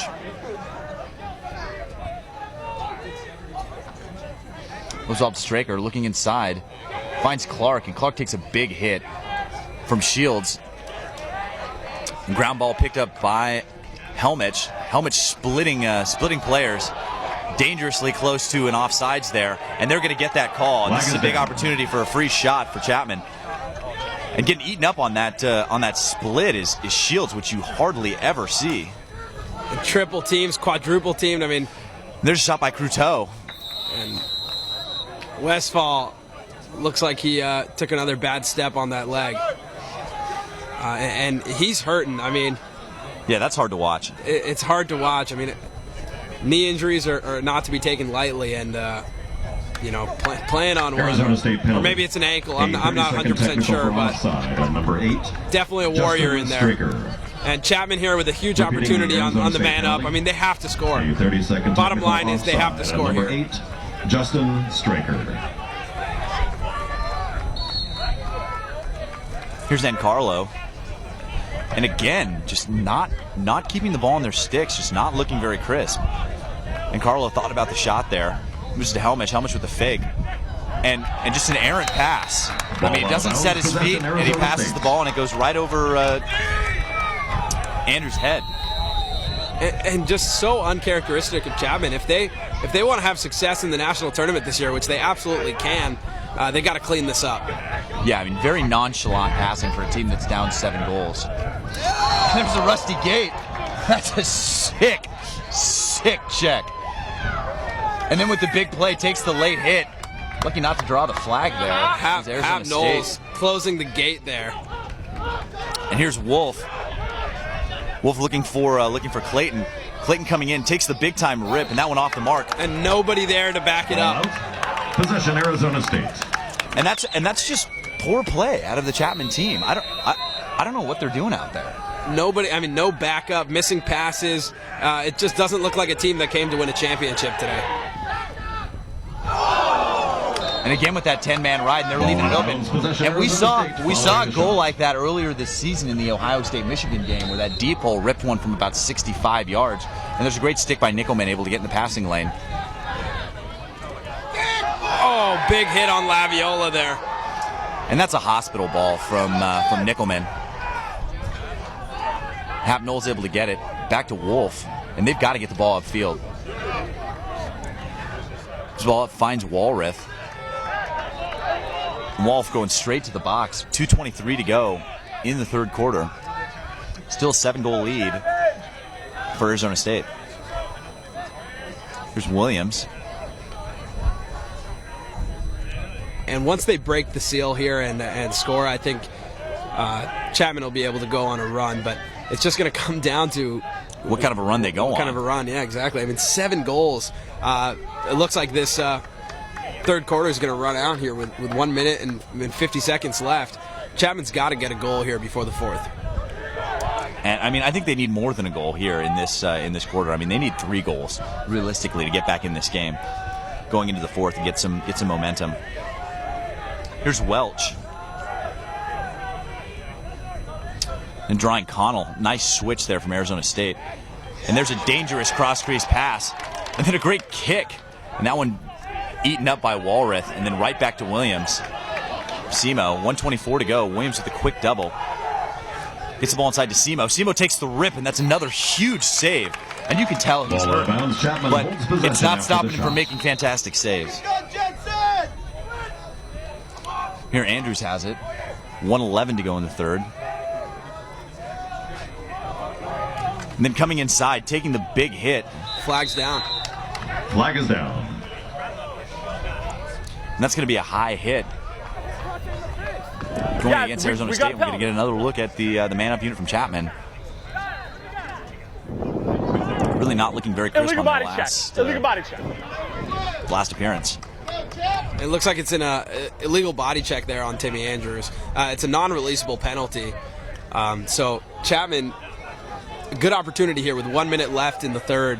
They got to score here on this man up. They can't make lazy passes. They're going to have to be crisp and really dial in here.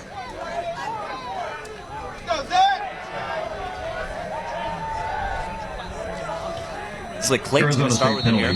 A 1 minute non-releasable for an illegal check to the head. On number 50, Ian Connell. Repeating the Arizona State penalty. Here's Alex Williams, 55 seconds left. Correction, a 1 minute non-releasable for an illegal check to the head. Brody. On number 50, Ian Connell. Andrews, and here's Williams. Williams thinks about the shot, pulls it back out. Solid defense there. And that's Cooper Piquel with the pole there. And there's Brody. And there's just no room for him anywhere. And that's great defense from Mendoza. And Arizona State just closes the door. And again, trying to score that shot from way out, but backing the shot up. It's not a bad opportunity. I mean, it's a possession shot. Yeah. They still have possession of the ball, so not a bad play. With 16 seconds left in the third, looks like Arizona State's going to look to kill the clock here and go into this fourth quarter with a 7-goal lead. 6 seconds, 6 seconds! There's 4, 3, 2, 1. And that's going to do it for 3 quarters here in San Diego with a real interesting score brewing here. I mean, I don't think anyone expected this kind of beatdown that Arizona State is putting on Chapman right now. So definitely stay tuned for the fourth quarter. Some exciting lacrosse coming up. I'm Chris Marshall. Here with Samir Chaudhry, and you're watching the Lacrosse Network. Great moments are born from great opportunity. And that's what you have here tonight. That's what you've earned here tonight.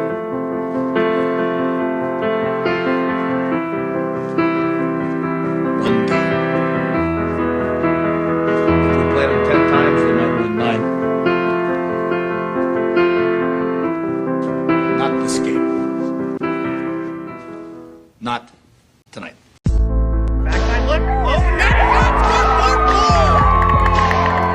Pushes off on Andrew Clayton. He shoots and he scores. Camera turns, shoots, and he scores. He shoots and he scores.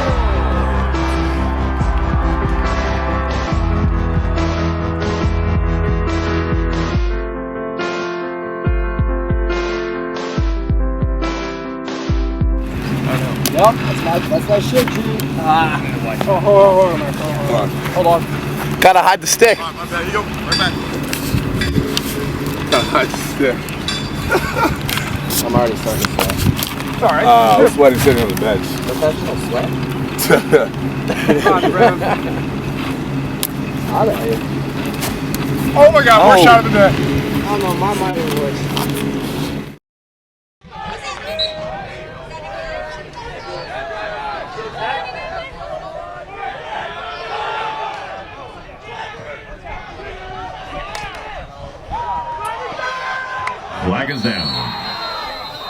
And welcome back to the action. Driver winning the faceoff to himself and then drawing the flag for the push with possession. And Chapman's going to go man up to start this fourth quarter, and they absolutely have to score a goal. Haven't scored since the first half, and looking pretty sloppy out there. Arizona State penalty. A 30-second technical for an illegal push on number 8, Justin Straker. And Chapman bringing in their man-up unit penalty, with a 30-second technical for an illegal Warren push. Brody, Tyler On number Carlo, 8, Timmy Andrews, Justin Andrew Straker. Clayton, Alex Williams, and Ryan Helmich. And a powerful man-up unit, but they just haven't been able to get anything going. Yeah, and not to take anything away from what Dylan Westfall's been able to do, because he's really been making some spectacular saves, but this is not the Chapman team that we're used to seeing. And yeah, I mean, again, with an errant pass. Passes like that just aren't going to do it in a championship game. And that's Cooper Piquel with the long pole, showing his versatility. And I mean, he's an impressive kid. There's Ian Anderson running away from the ride there. Straight up the field, and that one picked off by Wolf. Wolf gets it into Brody. But Westfall able to get back into his cage with a minute gone in the fourth quarter. Chapman holds possession. Up to Helmich. Hillier on defense. Hillier needs to get his hands together. And Helmich loves that fake. He's good at it too. Here comes Shields. Coming inside using his size to get in. Takes the shot, and there's the goal that Chapman's been needing. Cutting the lead to 6. Shields doing it all himself with the bounce shot. Chapman goal! Scored Absolutely. by number 10, I mean, like, Justin Shields can do that all day. I mean, we've seen him do that time and time again. And what they have to do right now is they have to look to their seniors, like Justin Shields, like Ryan Helmich. Once again, the Chapman goal. You know, those scored with an upperclassmen. advantage by number 10. They have to be making Shields. plays right now.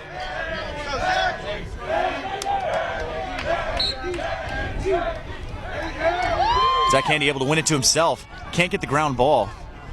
Walworth in there, Handy lying on it. Ball finally gets out, and Walworth able to come up with it, and they're very dangerous in the break here. And look at Walworth go. He is so fast, and like we mentioned, he has 9 goals on the season. Cuts it inside, and then scores the goal right there, and that just like that, it's a whole new ball game. Cuts the lead to 5, and they can score very quickly. And with just 30 seconds between those 2 goals, Chapman is up to 4 goals on the game. Yeah, and I mean, that's not only 2 goals for Chapman, but that's 2 goals from your senior captains, Justin Shields and Matty Walrath. And that's exactly what you need if you're Chapman. Your captains to step up, your leaders to step up. The Panthers goal scored with a long pole by number 50, Matt Walrath. Jamie Bridgman looks like he's chiming in here, an attackman from UCSB, asking what our predictions are for the national tournament seedings. And we actually have listed those on our Facebook page. You might have to check a couple posts back, but we'll make sure to post them again after this tournament. And then again, Chapman winning the face-off, which is something they've had a lot of trouble with. Goes to the split, looking for Hap Knowles, can't quite come up with it. And then Carlo chases it out, but isn't going to get there in time. Arizona State. And the ball goes to Arizona State. Chapman has a lot of momentum right now. I mean, even though they missed that one pass right there, if they can get a big ride right here, they can ride this momentum for a while. Connor gets to Piquel to Quinn. But that's Quinn comes across. Great clear. And another possession shot. There's Dan Davis just sitting back. Arizona State holds possession after the shot. The 10-man ride is only helping Arizona State right now because they can clear it really easily. Looks like Quinn going to start with it. 12:20 to go in the game. Still a 5-goal lead for Arizona State. Chapman with all the momentum right now, but Arizona State still holding strong to that 5-goal lead. And here's Piquel working on Knowles.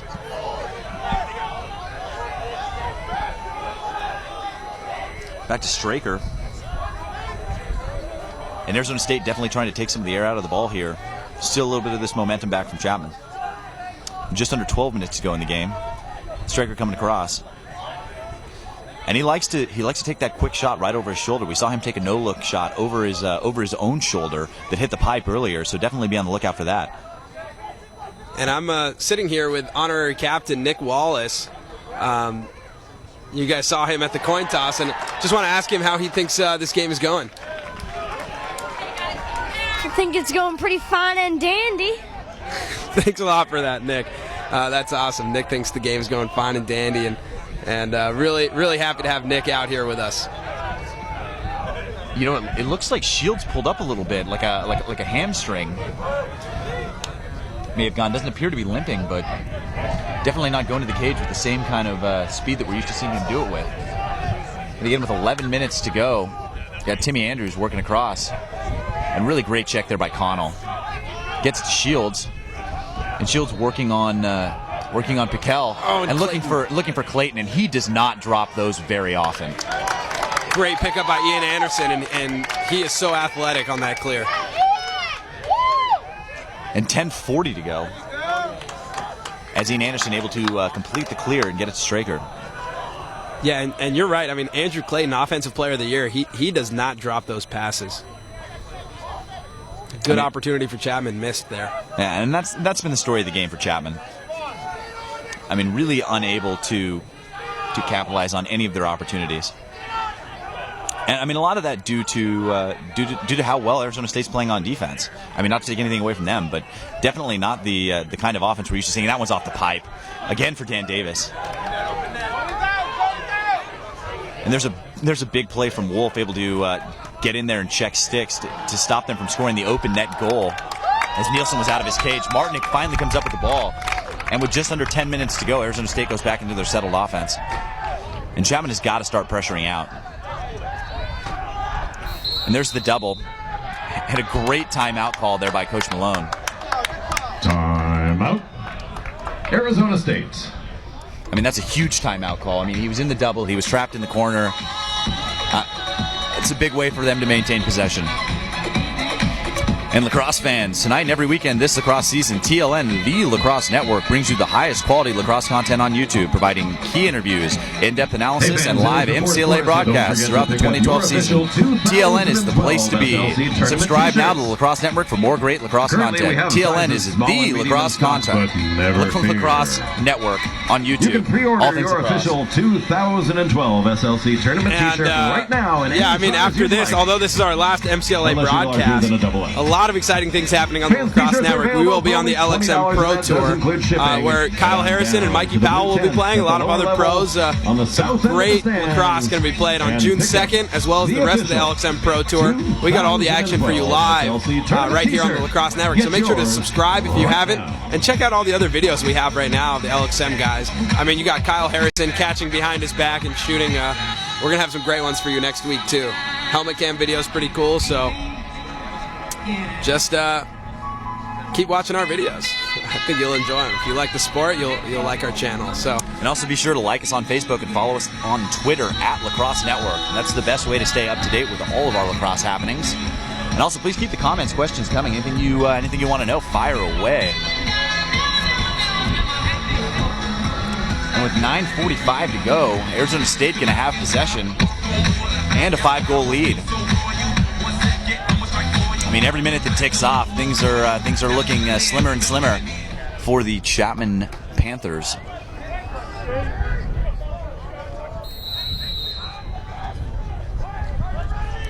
It's like Straker brings the ball in. Looking across for Clark, and Clark gets it, and he's all by himself. And that one off of Walrath, standing in the cage.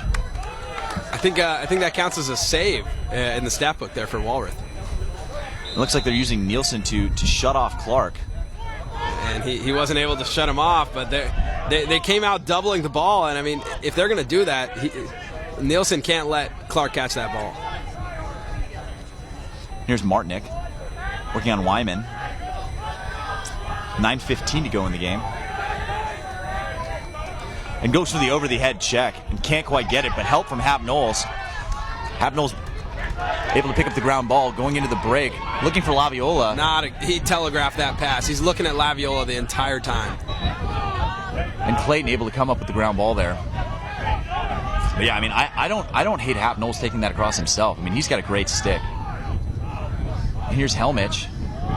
Helmich thinks about the shot, rolls back out of it. Great recovery defense coming from Arizona State. Here's Shields again coming through. takes a shot, and that one just off the mark. Good help defense on the slide there from Ian Anderson. Ball out of bounds. Chapman And if you see that Dylan Westfall is having so much trouble moving around in the cage, I think what you have to do is you have to drive down the right alley and shoot for the opposite post, because he can't move himself all the way over there. Absolutely. Here's Helmich driving. 8:17 to go in the game.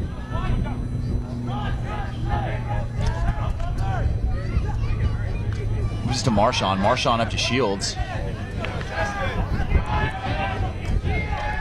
Shields cutting back. And that's about the best defense I've seen anyone play on Shields this whole time. Takes the big hit. And still Westfall coming way out of the crease. And that's going to be a crease violation going against Shields. Crease violation. Chapman, possession, Arizona State. And there is no give in Westfall. A really impressive showing for him today. And there's Piquel with the heads-up play, rolling it across into Hillier, and then back to Westfall. Great ball movement coming from Arizona State. Up to Ian Anderson. And here comes Dennis. And Dennis I don't know if he saw that Warren Nielsen was out of the cage there. And not having a whole lot of success with this 10-man ride. 7 minutes and 20 seconds left in the ball game here. And there's a question about Madison Fiore and where he is in the game. And Fiore actually stepped out in the first half of the game with an injury, and it doesn't look like he's coming back.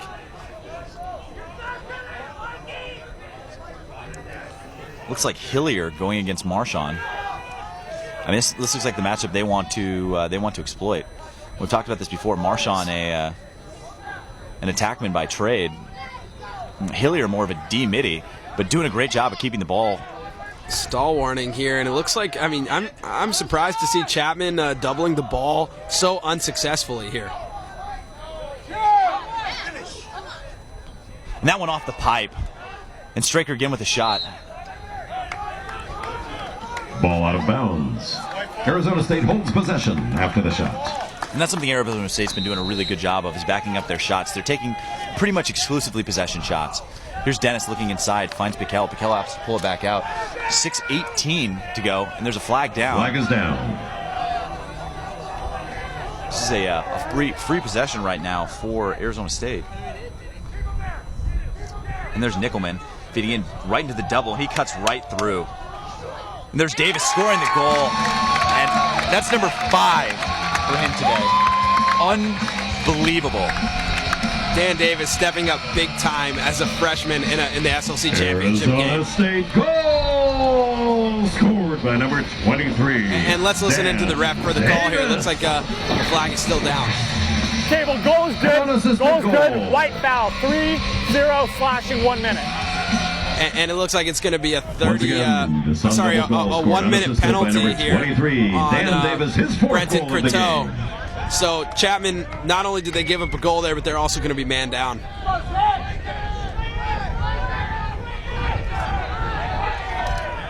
And with 6 minutes to go, it's like Andrew Clayton's going to come down and run the wing.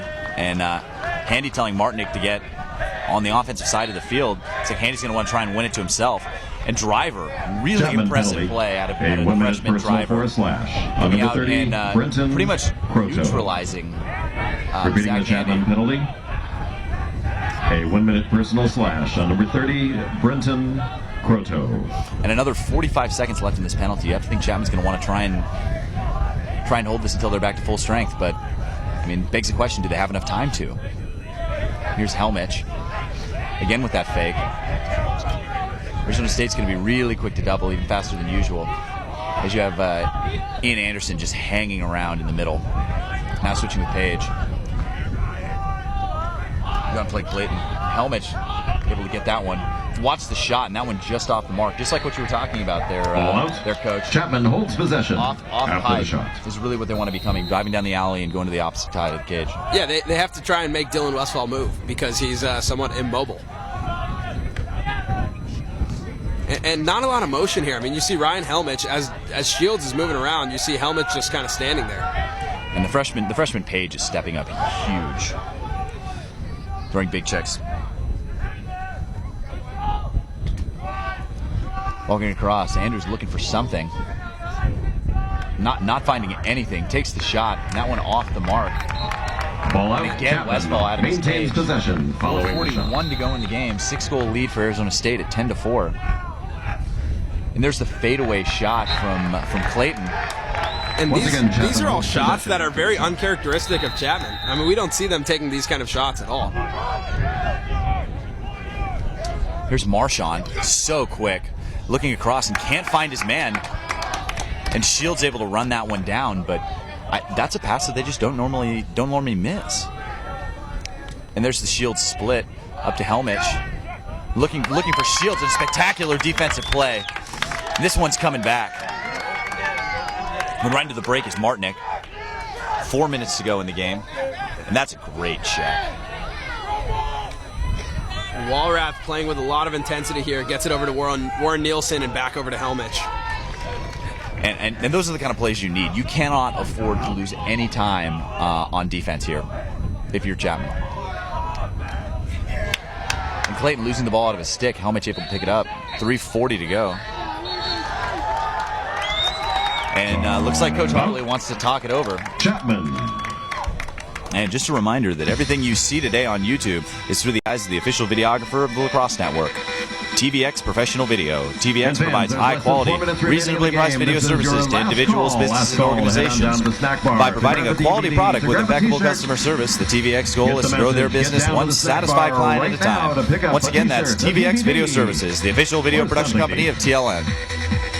And with 3 minutes and 43 seconds left, what do you think Chapman is drawing up right now? I mean, 6 goals in 3 minutes and 43 seconds. We've seen crazier things here happen, here on TLN, but the way Chapman's been playing, I don't know if they can rally off 6 goals in 3 minutes. And once again, fans, we'd like to remind you that for your safety and for the safety of our players, it's pretty surprising. Fans are not permitted on the field after. No, I mean, it's hard to think a team as good as they are, and with a coach as good as Dallas Hartley would just not show up to a game like this. So please remain and seated immediately following the game. What it looks like is happening. For the special awards presentation. And 3:43 to go as the Panthers are starting to come back out onto the field. And they just look tired out there. And they really shouldn't be. I mean, they had a fairly easy semifinal game on Friday night and got to rest all day yesterday. But Arizona State just coming out with wanting to win a championship, and it's going to be really interesting to see what happens here if Arizona State's able to solidify the AQ. Absolutely, and I mean this is a big game for both teams because I mean you want to keep it close because this is going to have a huge impact on the seeding in the national tournament. Another big check, that one on Welch, and just not giving an inch are any of the Arizona State players. Gets it over, and they can't finish that one. That's on Carlo. Ball out. Chapman possession. That's a good ride, and that's what we were talking about earlier with Westfall coming out of his cage. Back up to Andrews. Andrews up top, and looks like he drew Cooper Piquel with a short stick, so I don't know if they'll make the switch here, but if this is the matchup, Andrews should be going. Looking inside to Clayton. Clayton gets free and takes the shot, and still not able to hit the cage. Chapman holds possession after the shot. Here's Welch, and you can hear the Arizona State sideline starting to get fired up. And that's a pretty aggressive pass in onto the crease to Williams, and right back into the fast break is Scarano. 10-man ride again, Scarano in front of the cage. And Simo able to run him down. Opts to not shoot it, and I think that's wise. What they want to do here is kill the clock. They don't want to give Chapman any sort of chance. And Scarano able to run past Simo. Walrath coming over for the double. And Simo's got to seal the end there. Going for the check. And a lot of times you see defenders trying to do too much in the double situation here. The last 2 minutes and 10 seconds of this game. They've been doubling for a while. I'm surprised they didn't get a trip right there. Here's Walrath. 2 minutes and 1 second. 2 minutes remaining. Looking for Clayton. Clayton inside finds Croteau. Croteau off the helmet of Westfall, staying big. And there's Williams, and with the big hit, able to come up with the ball. Looks across the crease, finds Andrews. Andrews takes a shot, and again a huge save for Westfall. I mean, he has been everywhere on one leg. Takes the big shot, and that one's going to be chased out by Arizona State. Possession, Arizona State. And those are the things that we're talking about. Chasing the ball out, crisp passes. I mean, these are things that you have to do if you want to compete at the national level. And all year, Chapman has been pretty good at that, and just not today. And Connell's just holding it, waiting for somebody to come. Here comes Andrews. It's cross field to Ian Anderson. 1:20 to go in the game. Anderson sends it up. That one right to Wolf. But a great defensive play by Dan Davis. But he throws it out of the box under 2 minutes. So Arizona State needs to keep it in the box. And there's the pickoff by Hillier. 59 seconds to go, and that's a real heads-up play from the sophomore out of Mountain Vista. I mean, opts to just hold it, throws it into Straker. Straker just taking it back behind the cage. Under a minute left here, and it looks like a timeout. Timeout. Arizona State. For the Sun Devils. I mean, unbelievable outcome here today with 45 seconds left. It looks like Arizona State's going to be winning the SLC D1 championship here. I mean, that's what it looks like is going to happen here. I mean, this is pretty similar to what happened in the RMLC. I mean, you look at a team like BYU going in against Colorado State, a team that you expect to be pretty evenly matched, a team that actually beat Colorado State earlier in the season. And that's the exact same scenario that's playing out here. Chapman beat Arizona State earlier this season, then just didn't show up for the championship. And Arizona State's going to get the AQ when they win this game in the last 45 seconds here in the fourth quarter. Absolutely. Thanks you for your cooperation. A couple of comments asking why Dallas Hartley has not really subbed very much with all that depth. You know, that's it's hard to say. I mean, when you're at this point in the championship, you'd like to think that you could be able to rely on your senior captains to carry you through it. And I think that's what he's doing. I mean, you look at those guys, the Shields and the Claytons and the Walrus, and you need those guys to come up big. You need your best players to play their best ball in the biggest games, and we haven't seen that today.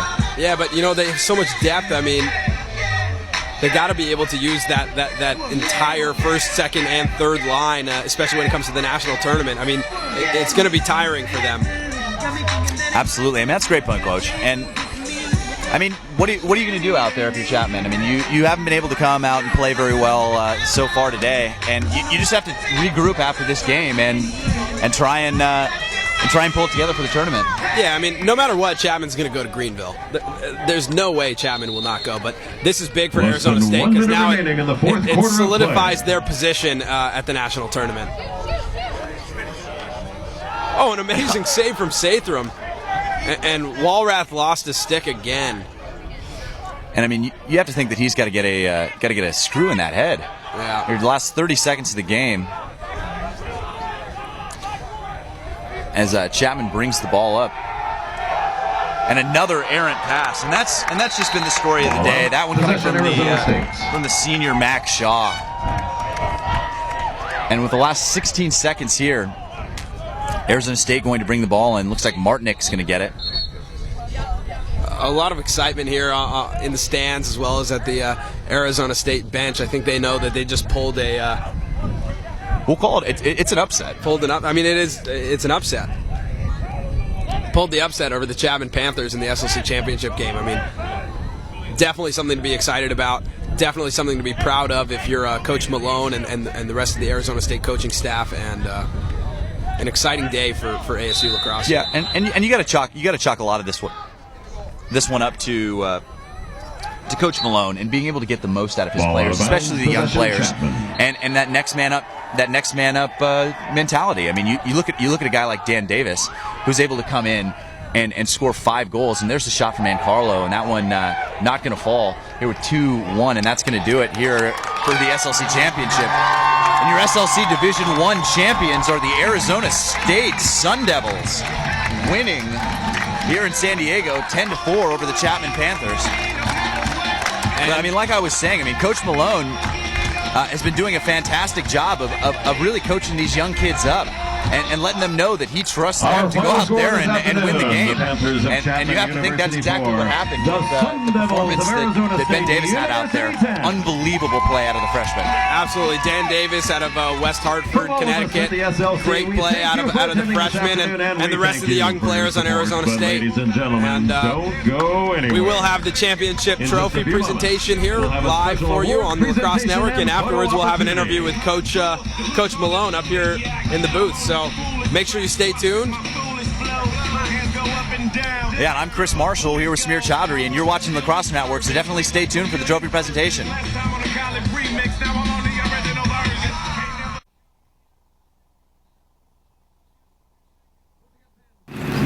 Yep, that's my shit, G.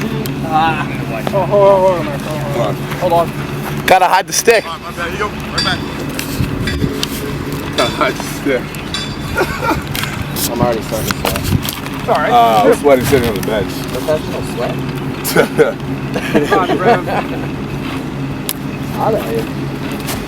Oh my god, more shot of the net. I don't know, my mind is worse. Woo! Great moments are born from great opportunity. And that's what you have here tonight. That's what you've earned here tonight.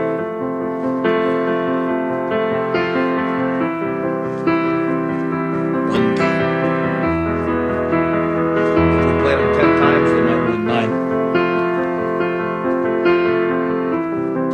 Not this game. Not tonight. Backside look. Oh, net. Looks, pushes off on Andrew Clayton. He shoots and he scores. Camera turns, shoots, and he scores. He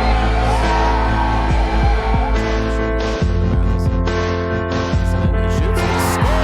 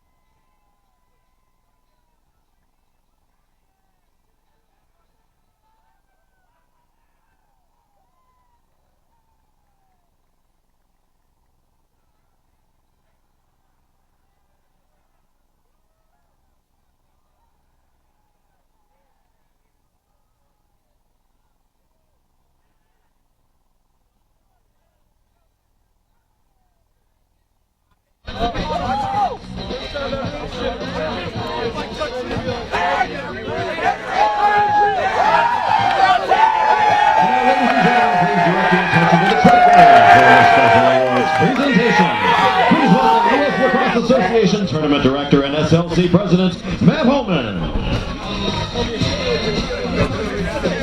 Ladies and gentlemen, the Southwestern Lacrosse Conference Division I champions, the Sun Devils of Arizona State University.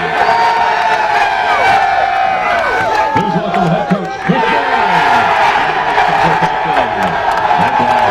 as we present the SLC Division I Trophy and Championship banner to the Sun Devils of Arizona State University.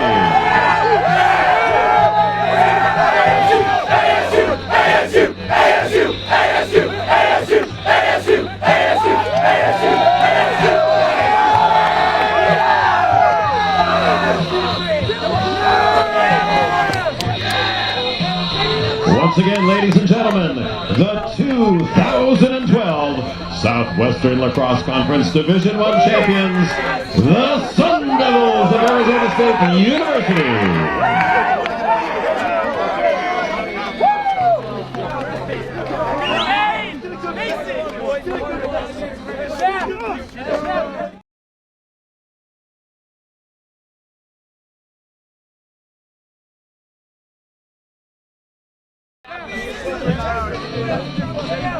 Ladies and gentlemen, on behalf of the Southwestern Lacrosse Conference and the Westview Lacrosse Program, we thank you for attending the 2012 SLC Championship Tournament, and we thank you for your support. On behalf of SLC Tournament Director, Matt Hall,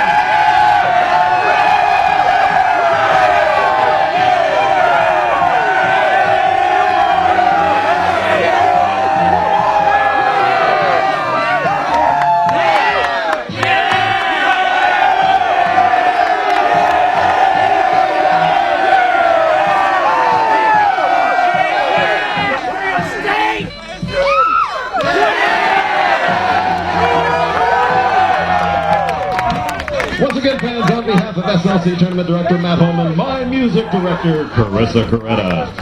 I am the voice. This is Keith Coretta wishing you the very best. So long and good night. Yeah, we're gonna do live interviews, so we're gonna get everybody surrounded. Oh, that was good.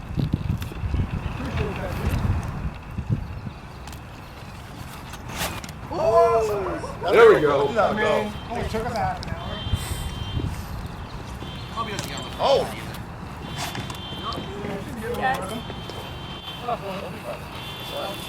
Oh! What? That's a deep one? Just feeling it now. Oh, you just need to get in the rhythm. Great moments are born from great opportunity. And that's what you have here tonight. That's what you've earned here tonight.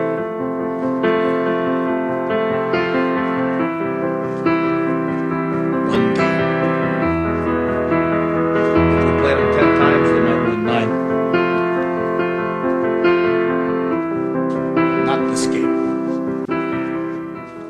Not tonight. Backline look. Oh,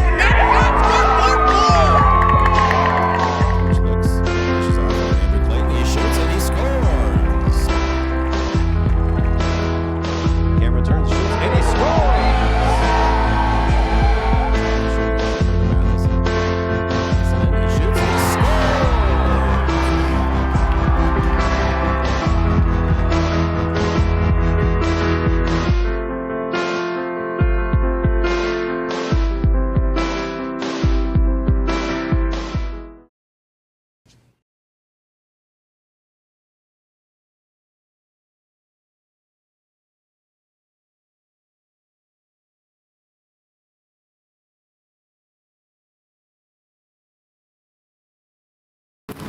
Coach, I'm ready to rock. oh shit! Oh, Jesus. Soda, Coach, soda. Oh! Coach, I'm ready to rock. Oh, shit! Oh, Jesus. Soda, Coach, soda. Oh!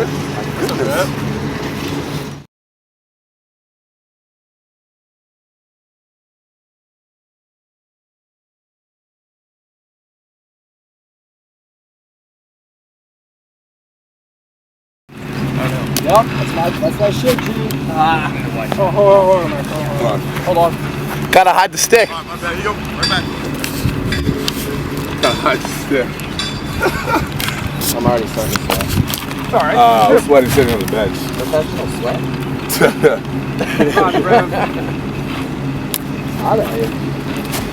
Oh my god, first shot of the day. I don't know, my mind is worse. Woo! Yep.